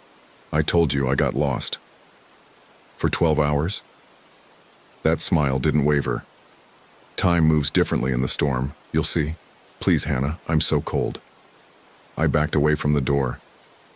"Go to your own RV, David's there." "I need to come in yours first." "Why?" No answer. I looked through the peephole again. Kelly, or whatever was pretending to be Kelly, was still standing there, still smiling that horrible smile, still not blinking. Then she tilted her head at an angle that was wrong. Too far. Like her neck was broken. "Let me in, Hannah." I stumbled backward, nearly falling. I grabbed my phone, hands shaking so badly I almost dropped it. Still no signal. Of course not. Another knock, then another, then a whole series of them. Rapid fire, making the door rattle in its frame. "Let me in. Let me in. Let me in." The knocking stopped abruptly. Silence, except for the storm. I stayed pressed against the back wall of the RV, staring at the door, waiting for it to open, waiting for her to somehow get in. But nothing happened. After what felt like hours but was probably only minutes, I heard the footsteps on the roof again. Same pattern. Front to back. Back to front. I didn't sleep that night. The next morning, the storm was still raging. I'd lost track of how long it had been going. A day and a half? 2 days? My phone said Thursday, February 14th, but that didn't feel right. I'd arrived on Tuesday. It should only be Thursday morning now, but it felt like I'd been trapped in this RV for a week. I was running low on food. The propane was still good, but I'd been running the heater constantly, and I didn't know how much longer it would last. My water tank was half empty. The footsteps hadn't stopped. They'd walked all night, front to back to front, over and over, like a metronome keeping time to something I couldn't hear. Around 10 a.m. I heard voices again. This time multiple people, at least 3 or 4. They were somewhere outside, not far from my RV. I couldn't hear what they were saying, but they were all talking over each other, their voices rising and falling like a song. I went to the window and tried to look out, but the snow was piled too high. I could only see white. The voices got louder, closer, then they were right outside my door. A knock. But this time, multiple people knocked simultaneously, their fists striking the door in perfect unison. Hannah. Multiple voices speaking my name at once, all slightly out of sync. Hannah, we found Kelly. She wants to show you something. I didn't answer. I pressed myself into the corner farthest from the door, making myself as small as possible. The knocking continued. Not aggressive, just patient, steady, like they had all the time in the world. You'll have to come out eventually, the voices said. The storm won't stop until you do. That broke through my paralysis. What do you mean? The storm is waiting, and they said. It's always waiting. Come outside, Hannah. Come see what we found. No. You don't have a choice. The knocking stopped. The voices stopped. Even the footsteps on the roof went silent. I stayed in my corner, shaking. Part of me wanted to look out the peephole, to see who had been knocking. The rest of me knew that was a bad idea. Time passed. I don't know how much. The storm continued, but inside the RV everything was quiet. No footsteps, no knocking, no voices. I started to think maybe it was over. Maybe they'd left. Maybe I'd imagined the worst of it. Stress, isolation, cabin fever making me see and hear things that weren't there. Then I smelled smoke. Not wood smoke. Something chemical. Acrid. It made my eyes water immediately. I jumped up and looked around frantically. The smell was coming from outside, seeping in around the door. Smoke was starting to curl under the gap at the bottom. Someone was trying to smoke me out. I grabbed a towel and tried to stuff it under the door, but the smoke kept coming. It was getting thicker, harder to breathe. My eyes were streaming now, my throat burning. I had 2 choices: stay inside and suffocate or go outside into the storm with whoever was out there. I chose outside. I pulled on every layer I had, wrapped a scarf around my face, grabbed my phone even though it was useless. I stood by the door, took 3 deep breaths of the increasingly toxic air, and threw the door open. The smoke billowed out and I stumbled after it, coughing. My eyes squeezed shut against the wind and snow. When I could finally open them, I saw the fire. Someone had piled something against my RV's propane tank and set it alight. The flames were small but growing, melting the snow around them. I ran away from the RV, away from the fire, into the storm. I didn't have a direction. I just ran. The snow was deep, past my knees in some places. The wind was so strong I could barely move forward. I couldn't see anything. White everywhere. Up, down, all directions. White. I don't know how long I stumbled through the storm. Could have been 5 minutes. Could have been an hour. I fell several times, got back up, kept going. My lungs burned. My face felt like it was being flayed by the wind. Then I saw lights, gold and warm, cutting through the white. I stumbled toward them and a building materialized out of the storm. The bathroom facility.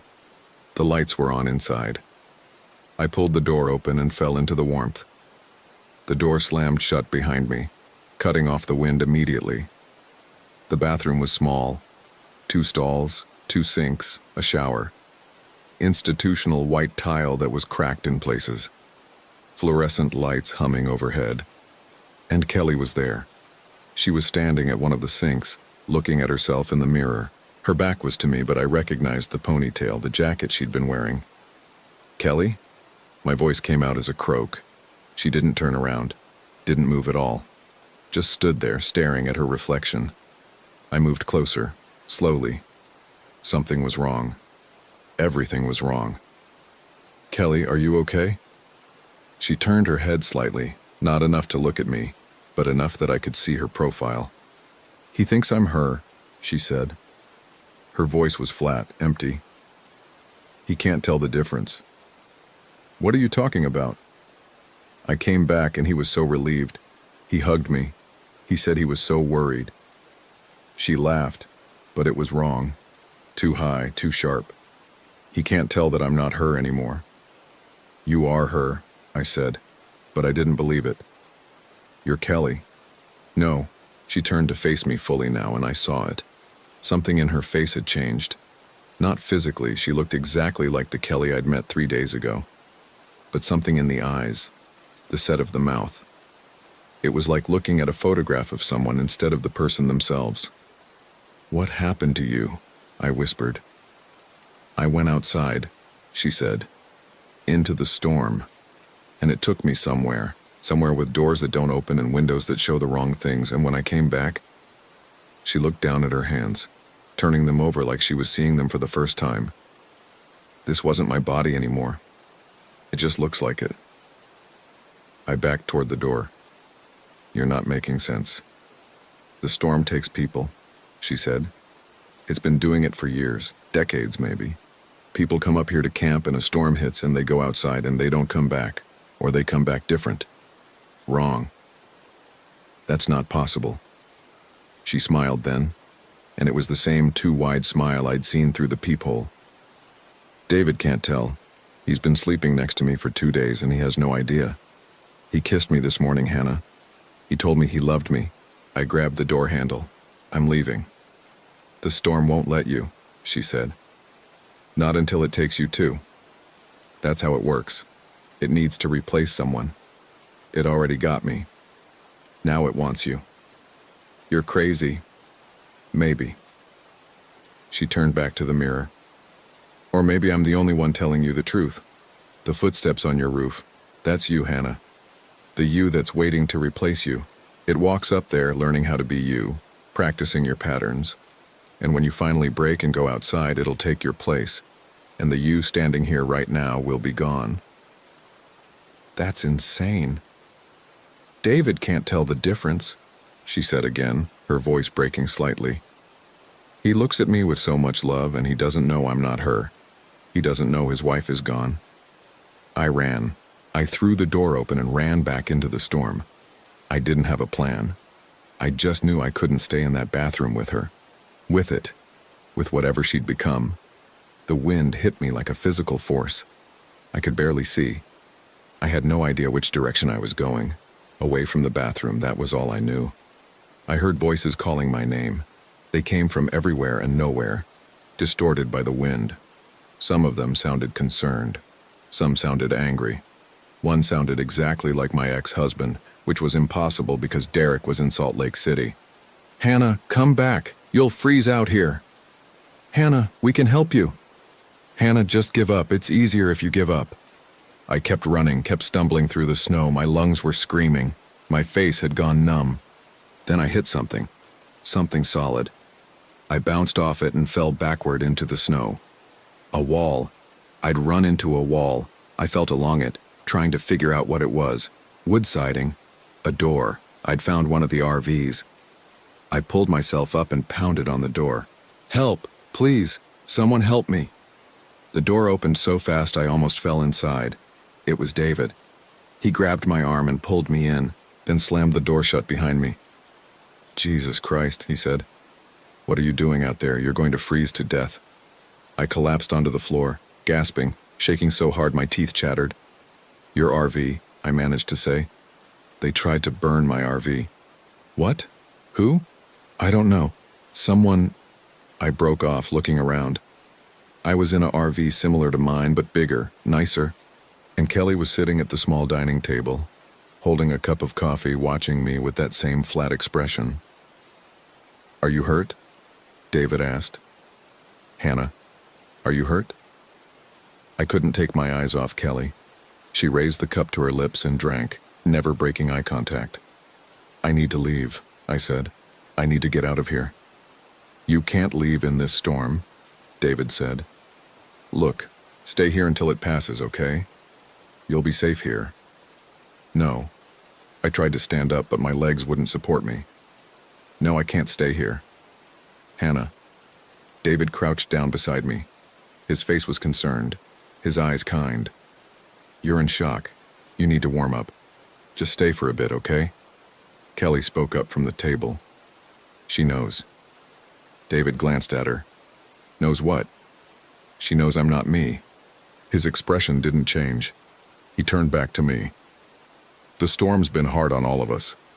Kelly got disoriented yesterday, spent hours outside. She's been saying strange things since she came back. It's the cold, the stress. She'll be okay once we get out of here. David, I whispered. Look at her. Really look at her. He did. He looked at his wife, sitting at the table, holding her coffee cup.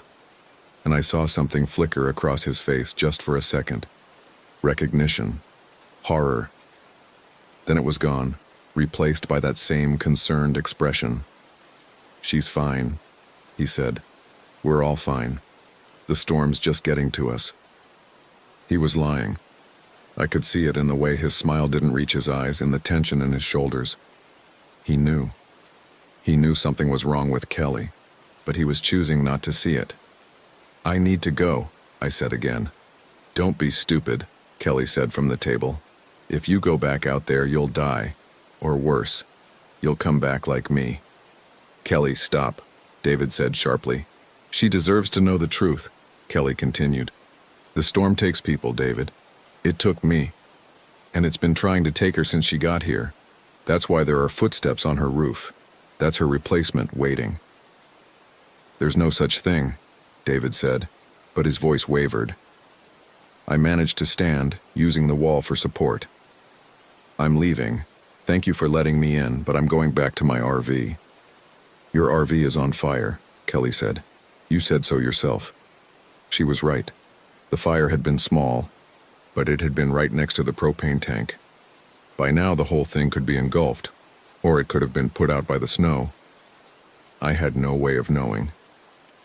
Then I'll go to the camp office, I said. The old woman, she'll help me. There is no old woman, Kelly said. There hasn't been anyone in that office for 3 years. It closed. You've been talking to a memory, Hannah, or something pretending to be one. I backed toward the door. David made a move like he might try to stop me, but Kelly put a hand on his arm. Let her go, she said. Maybe she'll make it. Maybe the storm will let her leave. I fumbled with the door handle, got it open, and stumbled back out into the white. The wind had died down slightly. I could see maybe 10 feet now instead of 5. I oriented myself. The bathroom building was to my left, which meant my RV should be straight ahead.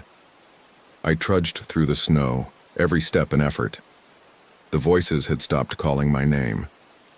The storm seemed almost quiet now, just the hiss of falling snow and the occasional gust of wind. My RV came into view. The fire was out, probably smothered by the snow. There was black scorch marks on one side, and the siding had melted in places, but it was intact. No explosion. I climbed inside and locked the door behind me. The smoke smell was still there, but it was better than being outside. I turned the heater on, wrapped myself in every blanket I had, and sat on the bed. The footsteps started immediately, front to back to front, slow, patient. I looked at the ceiling. I know you're there, I said. I know what you are. The footsteps didn't stop. You can't have me, I said. My voice shook. I'm not going outside again. I'm staying right here until the storm stops, and then I'm leaving, and you can't stop me. The footsteps paused. For a moment there was just silence. Then they started again, but faster now, harder. The whole RV shook with each step. Back and forth, like whatever was up there was angry. I pulled the blankets tighter and closed my eyes. Time passed in a blur. Hours, maybe days. The storm continued. The footsteps continued. I ran out of food. The propane ran out, and the heater died, and the cold crept in. I stopped being able to feel my fingers and toes. I hallucinated, I think. I saw Derek sitting across from me, telling me I'd been a terrible wife. I saw my mother, who'd been dead for 5 years, standing in the doorway asking why I never called. I saw Kelly with that horrible smile saying, "David can't tell the difference," over and over. Then finally the storm stopped. I opened my eyes and realized the wind had died. The RV wasn't shaking anymore, and the footsteps on the roof had stopped. I didn't trust it. I stayed in my blanket cocoon, watching the door, waiting for it to burst open. Nothing happened. After what might have been hours, I heard an engine. A big one. Diesel. I forced myself to stand and look out the window. The snow had stopped falling.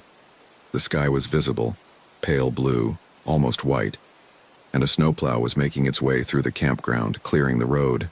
Behind it was a sheriff's SUV. I started laughing, or crying. Maybe both. I unlocked the door and stumbled outside, waving my arms. The SUV stopped. A deputy got out, his face concerned. "Ma'am, are you all right?" "The storm," I said. My voice was hoarse, barely working. "How long was the storm?" He looked confused. "The storm? It started night before last. Cleared up this morning. Are you okay? Do you need medical attention?" Night before last.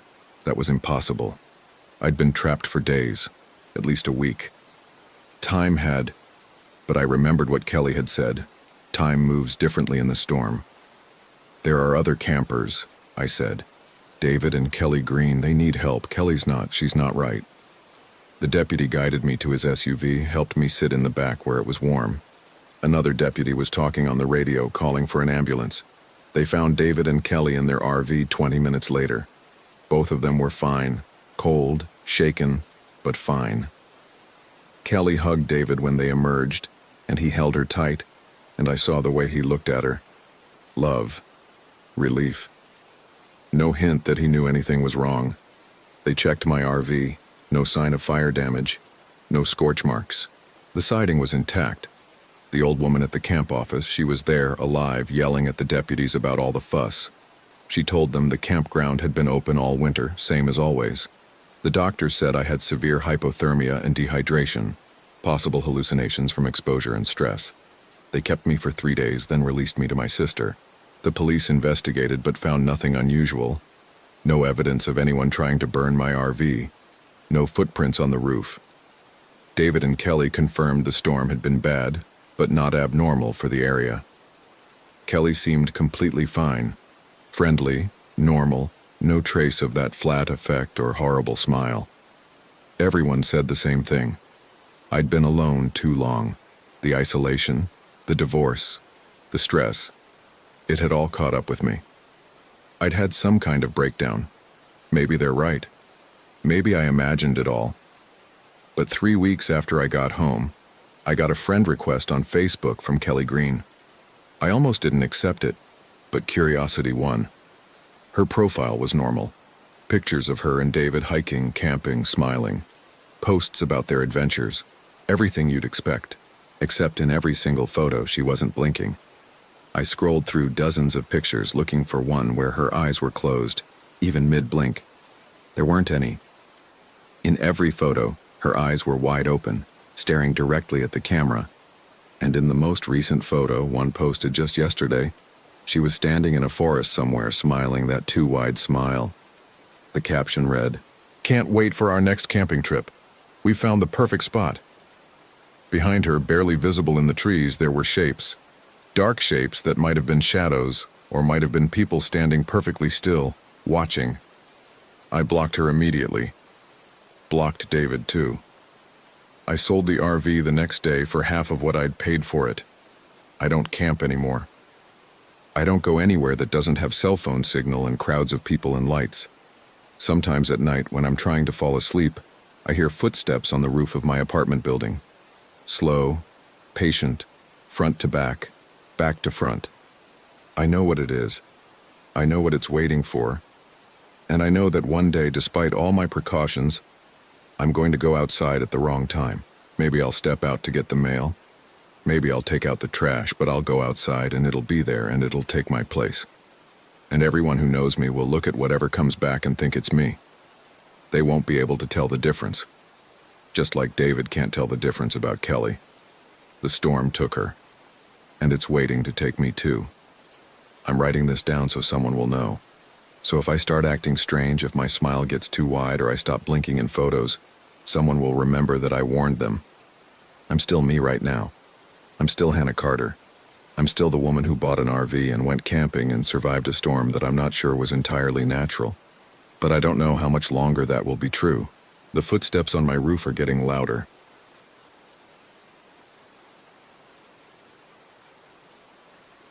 My name is Mia Turner. The scream wasn't from a stranger. It was my own voice begging for help. We pulled into the Kisatchie Forest RV site on a Thursday afternoon in late September. The drive from Baton Rouge had taken 3 hours, and by the time we arrived, I was ready to be done sitting. The RV we'd rented was a 32-foot Winnebago that handled like a school bus, and Jake had white-knuckled the steering wheel the entire way. "This is it?" he asked, looking at the entrance sign. The campground office was a small wooden building with peeling paint. A handwritten sign taped to the door said, "Ring bell for service." Jake rang it twice before an older woman came out, wiping her hands on her jeans. "Y'all checking in?" she asked. "Turner," Jake said, "we have a reservation for Site 47. She went back inside and returned with a clipboard and a map. 47's at the back, pretty isolated. That what you wanted?" "Yeah," I said. "We're trying to disconnect." She nodded, handed Jake the map, and pointed. "Straight back, take the left fork. You'll see the markers. There's a bathroom facility about a quarter-mile up the main road. No cell service out here, so if you need anything, you'll have to drive back to the office." Jake thanked her, and we got back in the RV. The campground was larger than I expected. Most of the sites near the front were occupied by families with kids running around. As we drove deeper, the sites became more spread out, separated by thick stands of pine and oak. By the time we reached Site 47, we couldn't see any other RVs. "This is perfect," Jake said, putting the RV in park. I looked out at the clearing. It was about 50 feet across, ringed by trees. A picnic table and a fire ring sat in the middle. The ground was covered in pine needles. We spent the next hour setting up. Jake handled the hookups while I arranged the inside. We'd planned this trip for months. A long weekend to get away from work, from the city, from everything. Jake was a software developer and I worked in marketing. We'd been together for 4 years and lived in a one-bedroom apartment that felt smaller every day. By 6 o'clock, we had the RV leveled and connected. Jake built a fire in the ring while I made sandwiches. We sat outside and ate while the sun went down through the trees. "No phones," Jake said, holding up his dead cell. "No internet. Just us." "Weird, right?" I said. "I already want to check my email." That's the addiction talking. We finished eating as darkness settled over the campground. The fire crackled and popped. Somewhere in the distance, I could hear other campers talking, but they were far enough away that I couldn't make out words. "What do you want to do tomorrow?" Jake asked. "There's supposed to be a trail about 2 miles from here. The woman at the office mentioned it." "Sounds good." We stayed outside until the fire burned down to embers, then went inside. The RV had a small bedroom in the back with a queen bed. I changed into pajamas while Jake brushed his teeth. I was almost asleep when I heard it. A scream. Not close, but not far either. Coming from somewhere in the trees to the east. I sat up. "Did you hear that?" Jake was still in the bathroom. "Hear what?" "A scream." He came out, toothbrush in hand. "Like an animal?" "I don't know, it was weird." We both stood there, listening. "Nothing. Probably a fox," Jake said. "They can sound human." "Yeah, probably." But I didn't sleep well that night. I kept waking up, listening for it again. It never came. Friday morning was clear and cool. Jake made coffee while I got dressed. We ate breakfast outside, watching mist rise from the forest floor. "Sleep okay?" he asked. "Not really." "The scream?" "Yeah, it was definitely a fox," he said. "I looked it up once. They sound exactly like people screaming." "You looked it up when?" "Just now. I had to drive up to the office to get service and Googled it." "You drove to the office?" "You were still asleep. I wanted to check work emails anyway." He must have seen my expression because he added, "Just a quick check. I'm disconnected now. I promise." After breakfast, we drove to the trailhead. The parking area was empty except for one other car. The trail wound through pine forest for about 3 miles, according to the sign. We were about a mile in when Jake stopped. "Did you see that?" he asked. "See what?" "Something moved. Over there." He pointed into the trees to our left. I looked but saw nothing except pines and undergrowth. "Probably a deer." "Maybe." We kept walking. The trail climbed gradually, and after another half-mile, we reached a clearing with a view of the forest stretching out below.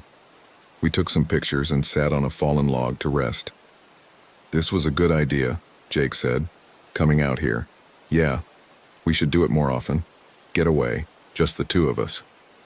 I agreed, but even as I said it, I was looking at the trees. The forest felt dense here, oppressive. I couldn't shake the feeling of being watched. We headed back down the trail and reached the RV around 2 in the afternoon. Jake suggested we drive into the nearest town for supplies, but I wanted to stay at the campsite. He went alone. I spent the next 2 hours reading on the picnic table. The campground was quiet. I saw no one. At some point, I got up to use the bathroom facility. It was a concrete building with stalls and showers, fluorescent lights that hummed. When I came out, I heard voices. They were coming from the direction of our site. I walked back, expecting to see Jake returned from town. The campsite was empty. The RV door was closed the way I'd left it. The fire ring was cold. But I definitely heard voices. 2 people talking, maybe more. I stood there for a full minute, listening. Nothing. I went inside the RV and locked the door. Jake got back around 5. He'd bought hot dogs and beer and marshmallows. We cooked the hot dogs over a fire and sat outside as the sun set. "See anyone while I was gone?" he asked. "No, why?" "Just curious, this place is pretty deserted." I didn't mention the voices, it seemed silly. We roasted marshmallows after dinner. The fire reflected off Jake's face, making his eyes look darker than usual. He was staring into the flames. "You okay?" I asked.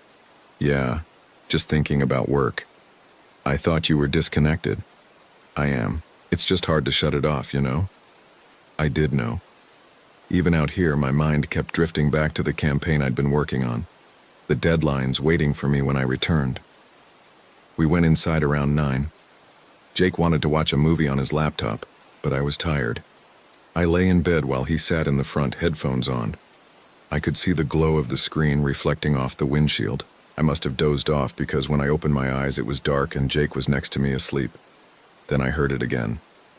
The scream, but this time it was closer. Much closer. And this time, I recognized it. It was my voice. I sat bolt upright, my heart slamming in my chest. The scream came again from somewhere just outside the RV. It was my voice, unmistakably, screaming for help. "Jake," I said, shaking him. "Jake, wake up." He groaned and rolled over. "What?" "Someone's outside, screaming." "What?" He was groggy, confused. The scream came again. My voice, raw and terrified, calling for help. Jake sat up fast. "What the fuck?" We both froze, listening. Silence. "That was you," Jake said. "Was that you?" "No, I'm right here." "But that was your voice." "I know." We got out of bed. Jake went to the window and looked out. The campsite was dark except for the dying embers of our fire. "I don't see anything," he said. "It was my voice, Jake." "I know. I heard it." We stood there for several minutes, not moving. The scream didn't come again. "What the hell was that?" I whispered. Jake didn't answer. We didn't sleep the rest of the night. We sat in the living area, lights on, waiting. Jake wanted to leave, but I talked him out of it. It was 3 a.m. Where would we go? "It was probably someone messing with us," I said, though I didn't believe it. "How would they know what you sound like?" "They don't, it just sounded similar." "Mia, that was your voice, exactly your voice." "I know." When the sun came up, we went outside. Everything looked normal.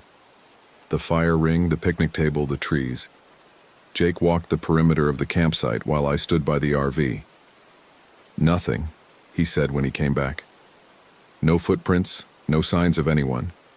Maybe we imagined it. We both heard it. Shared hallucination? That's not a thing." I wanted to leave then, pack up and drive home. But Jake insisted we at least talk to the woman at the office first, report what happened. We drove up to the main building. The same woman was there, sitting behind a desk, reading a paperback. "Morning," she said when we came in. "We need to report something," Jake said. "Last night someone was outside our RV screaming." The woman put down her book. "Screaming?" "Yeah. It sounded like my girlfriend, like someone was imitating her voice." The woman looked at me, then back at Jake. "Where are you folks staying?"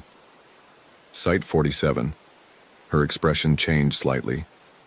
"How long are you here?" "Through Sunday," I said. She picked up her book again. "Probably just a fox. They sound real human sometimes." "This wasn't a fox," Jake said. "This was a person. Someone was outside our RV. I can call the ranger if you want, but I doubt there's anything they can do. We've never had any trouble here." Jake looked at me. I shrugged. "Thanks," he said. "We'll let you know if it happens again." We walked back to the RV in silence. "That woman didn't give a shit," Jake said once we were back at the site. "She probably deals with paranoid campers all the time." "We're not paranoid, we heard what we heard." I didn't want to argue about it. I suggested we pack up and leave, but Jake refused. "I'm not letting some asshole with a voice recorder run us off," he said. "We paid for 3 nights, so we stayed." The rest of Saturday was uneventful. We went on another hike, shorter this time. Jake was quiet, distracted. When we got back, he sat in one of the camp chairs and stared at his phone even though it had no service. "What are you doing?" I asked. "Just looking at photos." "Of what?" "Us, from before." "Before what?" He looked up at me. "I don't know. Just before." That night we made spaghetti on the camp stove. The pasta was overcooked and the sauce was bland. But neither of us said anything. We ate in silence, watching the fire. Around 9, Jake said he was going for a walk. "A walk? It's dark." "I need to clear my head. I'll take the flashlight." "I'll come with you." "No, it's okay. I'll just be a few minutes." I didn't like it, but I also didn't want to fight. "Stay on the road," I said. "Don't go into the trees." "I won't." He grabbed the flashlight from inside the RV and headed toward the main road. I watched his light bob away until it disappeared around a bend. I sat by the fire and waited. 10 minutes passed, then 20, then 30. I went inside the RV and looked at the clock on the dashboard. It had been 45 minutes. I grabbed my phone even though I knew it was useless and went outside. I called Jake's name. No answer. I walked toward the main road calling for him. The campground was dark. I could see a few lights from other RVs in the distance, but our area was isolated. "Jake!" I shouted. "Jake, where are you?" Nothing. I walked further, my heart racing. The beam of my phone's flashlight cut through the darkness, illuminating pine trunks and shadows. Then I saw his flashlight. It was lying on the road about 100 yards from our site, still on, pointed into the ditch. I ran to it and picked it up. "Jake!" My voice echoed through the trees. I stood there, breathing hard, swinging both lights around. No sign of him. I ran back to the RV and got in the driver's seat. My hands were shaking so badly I could barely get the key in the ignition. I drove up to the office, but it was closed, dark. I honked the horn, but no one came out. I drove to the bathroom facility, thinking maybe he'd gone there. Empty. I spent the next hour driving around the campground, stopping at every site, asking if anyone had seen a man walking. Most people were already asleep. The few who answered said no. By midnight, I was back at our site, sitting in the RV with all the lights on, trying to decide what to do. I had no phone service. The office was closed. I didn't know where the nearest town was or how to get there. I decided to wait until morning. If Jake wasn't back by dawn, I'd drive until I found help. I didn't sleep. I sat in the driver's seat watching the darkness outside, jumping at every sound. Around 4 a.m, I heard footsteps. I grabbed the flashlight and pointed it out the window. Jake was walking toward the RV. I threw open the door. "Jake, where the hell have you been?" He stopped about 10 feet from the RV. He was wearing the same clothes, the same shoes, but something was off. "Jake?" He smiled. "I got lost." "Lost? I found your flashlight on the road. I dropped it. Where were you?" "In the trees." "For 6 hours." He kept smiling. I lost track of time. I stared at him. His face was the same, but the way he stood, the way he held his head, it was wrong. "Come inside," I said. He walked to the RV and climbed the steps. I backed away as he entered. "Are you okay?" I asked. "You look..." "I'm fine." He sat down on the couch. "I'm just tired." "Jake, you've been gone for 6 hours. I've been driving around looking for you. I was about to call the police. There's no service." "I know. I was going to drive somewhere." He nodded slowly, still smiling. "But I'm back now." "What happened? Where did you go?" "I told you I got lost." "In the trees? You said you'd stay on the road." "I changed my mind." I sat down across from him. He was staring at me with an expression I'd never seen before. Not quite a smile, not quite blank. Something in between. "Jake, you're scaring me." "Why?" "Because you're acting weird." "Am I?" "Yes. You disappeared for 6 hours and now you're sitting here smiling like nothing happened." I'm not smiling. But he was. I could see it clearly. The corners of his mouth turned up. His eyes crinkled slightly. "Yes, you are." He touched his face as if checking. "Oh, I guess I am." "What happened out there?" "Nothing." "Nothing?" I walked. I got lost. I found my way back. I wanted to believe him. I wanted everything to be normal. But it wasn't. "Let's just go to bed," I said. "We'll talk about it in the morning." "Okay." He got up and walked to the bedroom. I followed, keeping my distance. He lay down on top of the covers, still wearing his shoes. "Take your shoes off," I said. "Why?" "Because you're in bed." He looked at his feet as if noticing the shoes for the first time. "Okay." He took them off and dropped them on the floor. I got into bed next to him, but I didn't close my eyes. I lay there, staring at the ceiling, listening to him breathe. After a while, he said, "Mia?" "Yeah?" "Do you love me?" "What?" "Of course I do." "Why?" "What do you mean, why?" "Why do you love me?" I turned to look at him. He was staring at the ceiling, his face expressionless. "Because you're kind," I said. "Because you make me laugh. Because we're good together." "Are we?" "Yes." He didn't respond. We lay there in silence until the sun came up. Sunday morning, Jake acted like nothing had happened. He made coffee and eggs, whistling while he cooked. I watched him from the couch, trying to figure out what was different. "How'd you sleep?" he asked, setting a plate in front of me. "Not great. You?" "Like a rock." "Do you remember last night when you went missing?" "I didn't go missing. I went for a walk." "For 6 hours. Was it that long?" "Yes, Jake, it was." He shrugged. "Time's weird out here." I ate a few bites of eggs, but I wasn't hungry. Jake sat across from me, eating quickly, smiling between bites. "We should pack up soon," I said. Checkout's at 11. Why would we leave? Because we're supposed to. Our reservation ends today. Let's extend it. What? Let's stay longer. I like it here. Jake, you went missing last night for 6 hours. I want to go home. I didn't go missing. Fine. You went for a walk. Either way, I want to leave. His smile faded slightly. Why? Because this place is fucked up.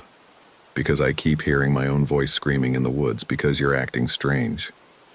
I'm not acting strange. Yes, you are. He stared at me for a long moment, his face blank. Then the smile returned. Okay. We can leave. I felt relieved, but also unsettled. Something was wrong with Jake. The way he moved, the way he talked. It was like watching someone trying to imitate him. I started packing while Jake took down the awning. He worked slowly, methodically, humming to himself. I kept glancing at him through the window. When I came outside with a bag of trash, he was standing by the fire ring, looking into the trees. What are you looking at? I asked. Nothing. Jake. I said nothing. I threw the trash in the RV and went back to packing. By 10:30, we were ready to go. I got in the driver's seat and started the engine. Aren't you coming? I called to Jake. He was still standing by the fire ring. Jake! He turned and looked at me. For just a second, his face was completely blank. No smile, no expression, just empty. Then he blinked, and the smile returned. Coming. He climbed into the passenger seat, and we drove toward the exit. When we passed the office, the woman was outside watering plants. She looked up and watched us go by. I waved, but she didn't wave back. She just stood there, holding the hose, staring. We reached the main road, and I turned toward Baton Rouge. Jake was quiet, looking out the window. You okay? I asked. Fine. You sure? I'm fine, Mia. We drove in silence for about 20 minutes, then Jake said, We should go back. What? We should turn around, go back to the campground. Why the hell would we do that? I liked it there. Jake, I know you're upset about work and everything, but we had a terrible time. I'm not going back. I'm not upset about work. Then what's going on with you? Nothing's going on with me. You disappeared for 6 hours, you came back acting weird, and now you want to turn around and go back to the place where I heard my own voice screaming in the woods. That's not nothing. He was quiet for a moment. Then he said, Do you really love me? Jesus Christ, yes, I love you. You hesitated. I didn't hesitate. You did. When I asked if you loved me last night, you hesitated. I was surprised by the question. You don't love me. Jake, stop, I love you. No, you don't. I pulled over to the side of the road and put the RV in park. I turned to face him. What is going on with you? He was smiling again, that same empty smile. Nothing's going on with me. You're not yourself. Yes, I am. No, you're not. Ever since you came back from that walk, you've been different. Different how? I don't know. Just different. Different bad or different good? Jake, this isn't funny. I'm not trying to be funny. I stared at him, trying to see past the smile, past the blank expression. But there was nothing there. No Jake. Just someone wearing his face. I want to go home, I said. Okay. I pulled back onto the road and kept driving. We were about an hour from Baton Rouge when Jake said, Stop the RV. Why? I need to get out. We're on the highway. I need to get out now. Jake! Stop the fucking RV. I'd never heard him raise his voice like that.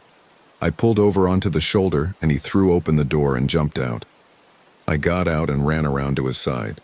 He was standing in the grass looking at the trees along the highway. What are you doing? I asked. I need to go back. Go back where? To the forest. Jake, we're an hour away. Get back in the RV.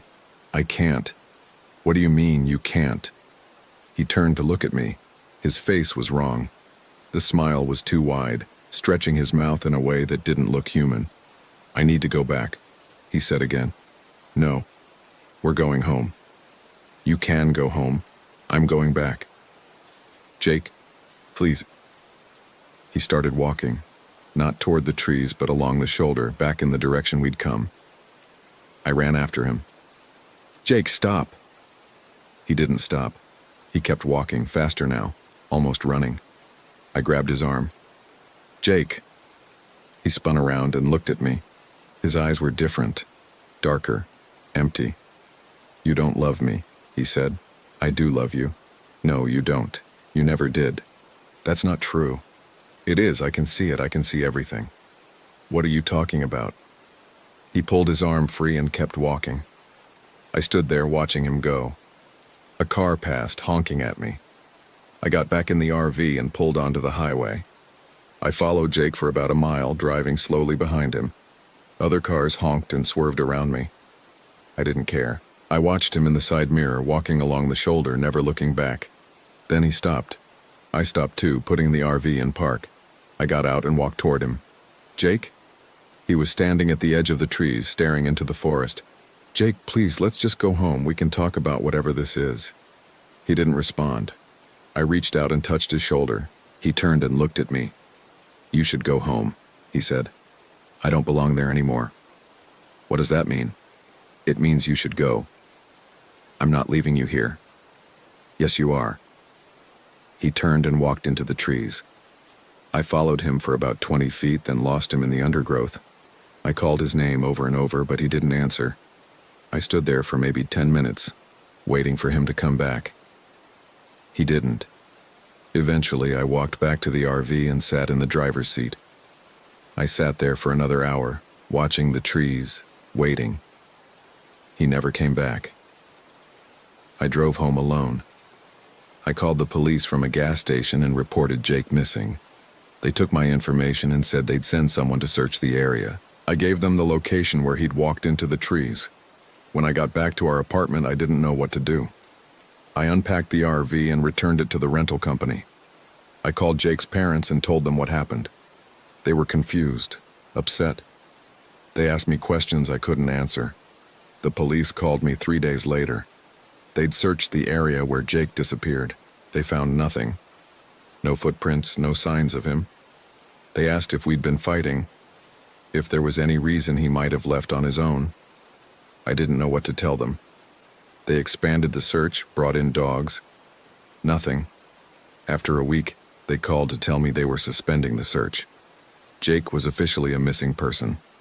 If I heard from him, I should call immediately. I didn't hear from him. I went back to work. People asked where Jake was. I told them we broke up. It was easier than explaining. I went to the apartment every day and expected him to be there. But he never was. 2 weeks after Jake disappeared, I woke up in the middle of the night to someone knocking on the door. I got up and looked through the peephole. Jake was standing in the hallway. I opened the door. Hi, he said, smiling. Jake? Where have you been? Can I come in? I stepped aside and he walked into the apartment. He looked the same clothes, same face, but that smile was still there, that empty smile. I've been calling you, I said. The police are looking for you. Your parents are worried sick. I know. Where have you been? In the forest. For 2 weeks? Yes.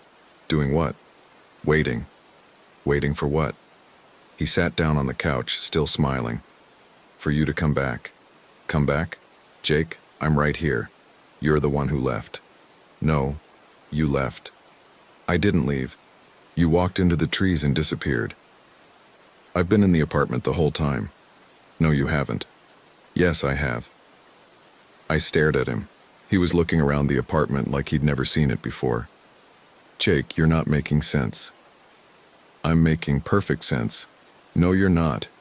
You're talking crazy. He looked at me, his smile widening. Am I? Yes. Are you sure? Yes, I'm sure. He stood up and walked to the window. He looked out at the city lights. I should go, he said. Go where? Back. Back to the forest. Yes. Jake, you just got here. I know, but I don't belong here anymore. What does that mean? He turned and looked at me. It means I'm not Jake. I felt my stomach drop. What? I'm not Jake, he said again, still smiling. I never was. You're not making sense. Yes, I am. You just don't want to understand. He walked past me toward the door. Wait, I said. Who are you? He opened the door and looked back at me. I'm the scream, he said. I'm the voice in the trees.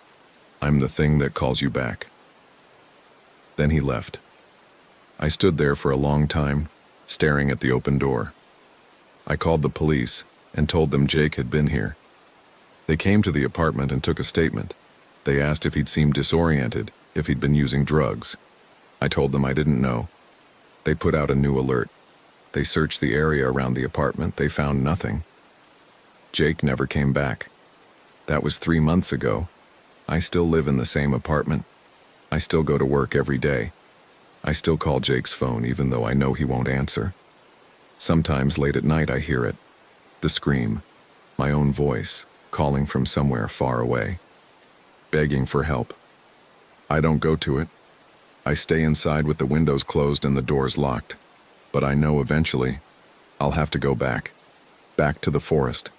Back to the place where Jake disappeared. Back to whatever it was that took him. Because the voice is getting louder and I'm starting to realize something. I'm starting to realize that the scream wasn't coming from outside the RV that night. It was coming from inside. It was me. The real me. The one who's still there. And the woman who came back. The one sitting in this apartment right now, writing this down. I'm not her. I'm something else. I'm the thing that heard the scream and answered.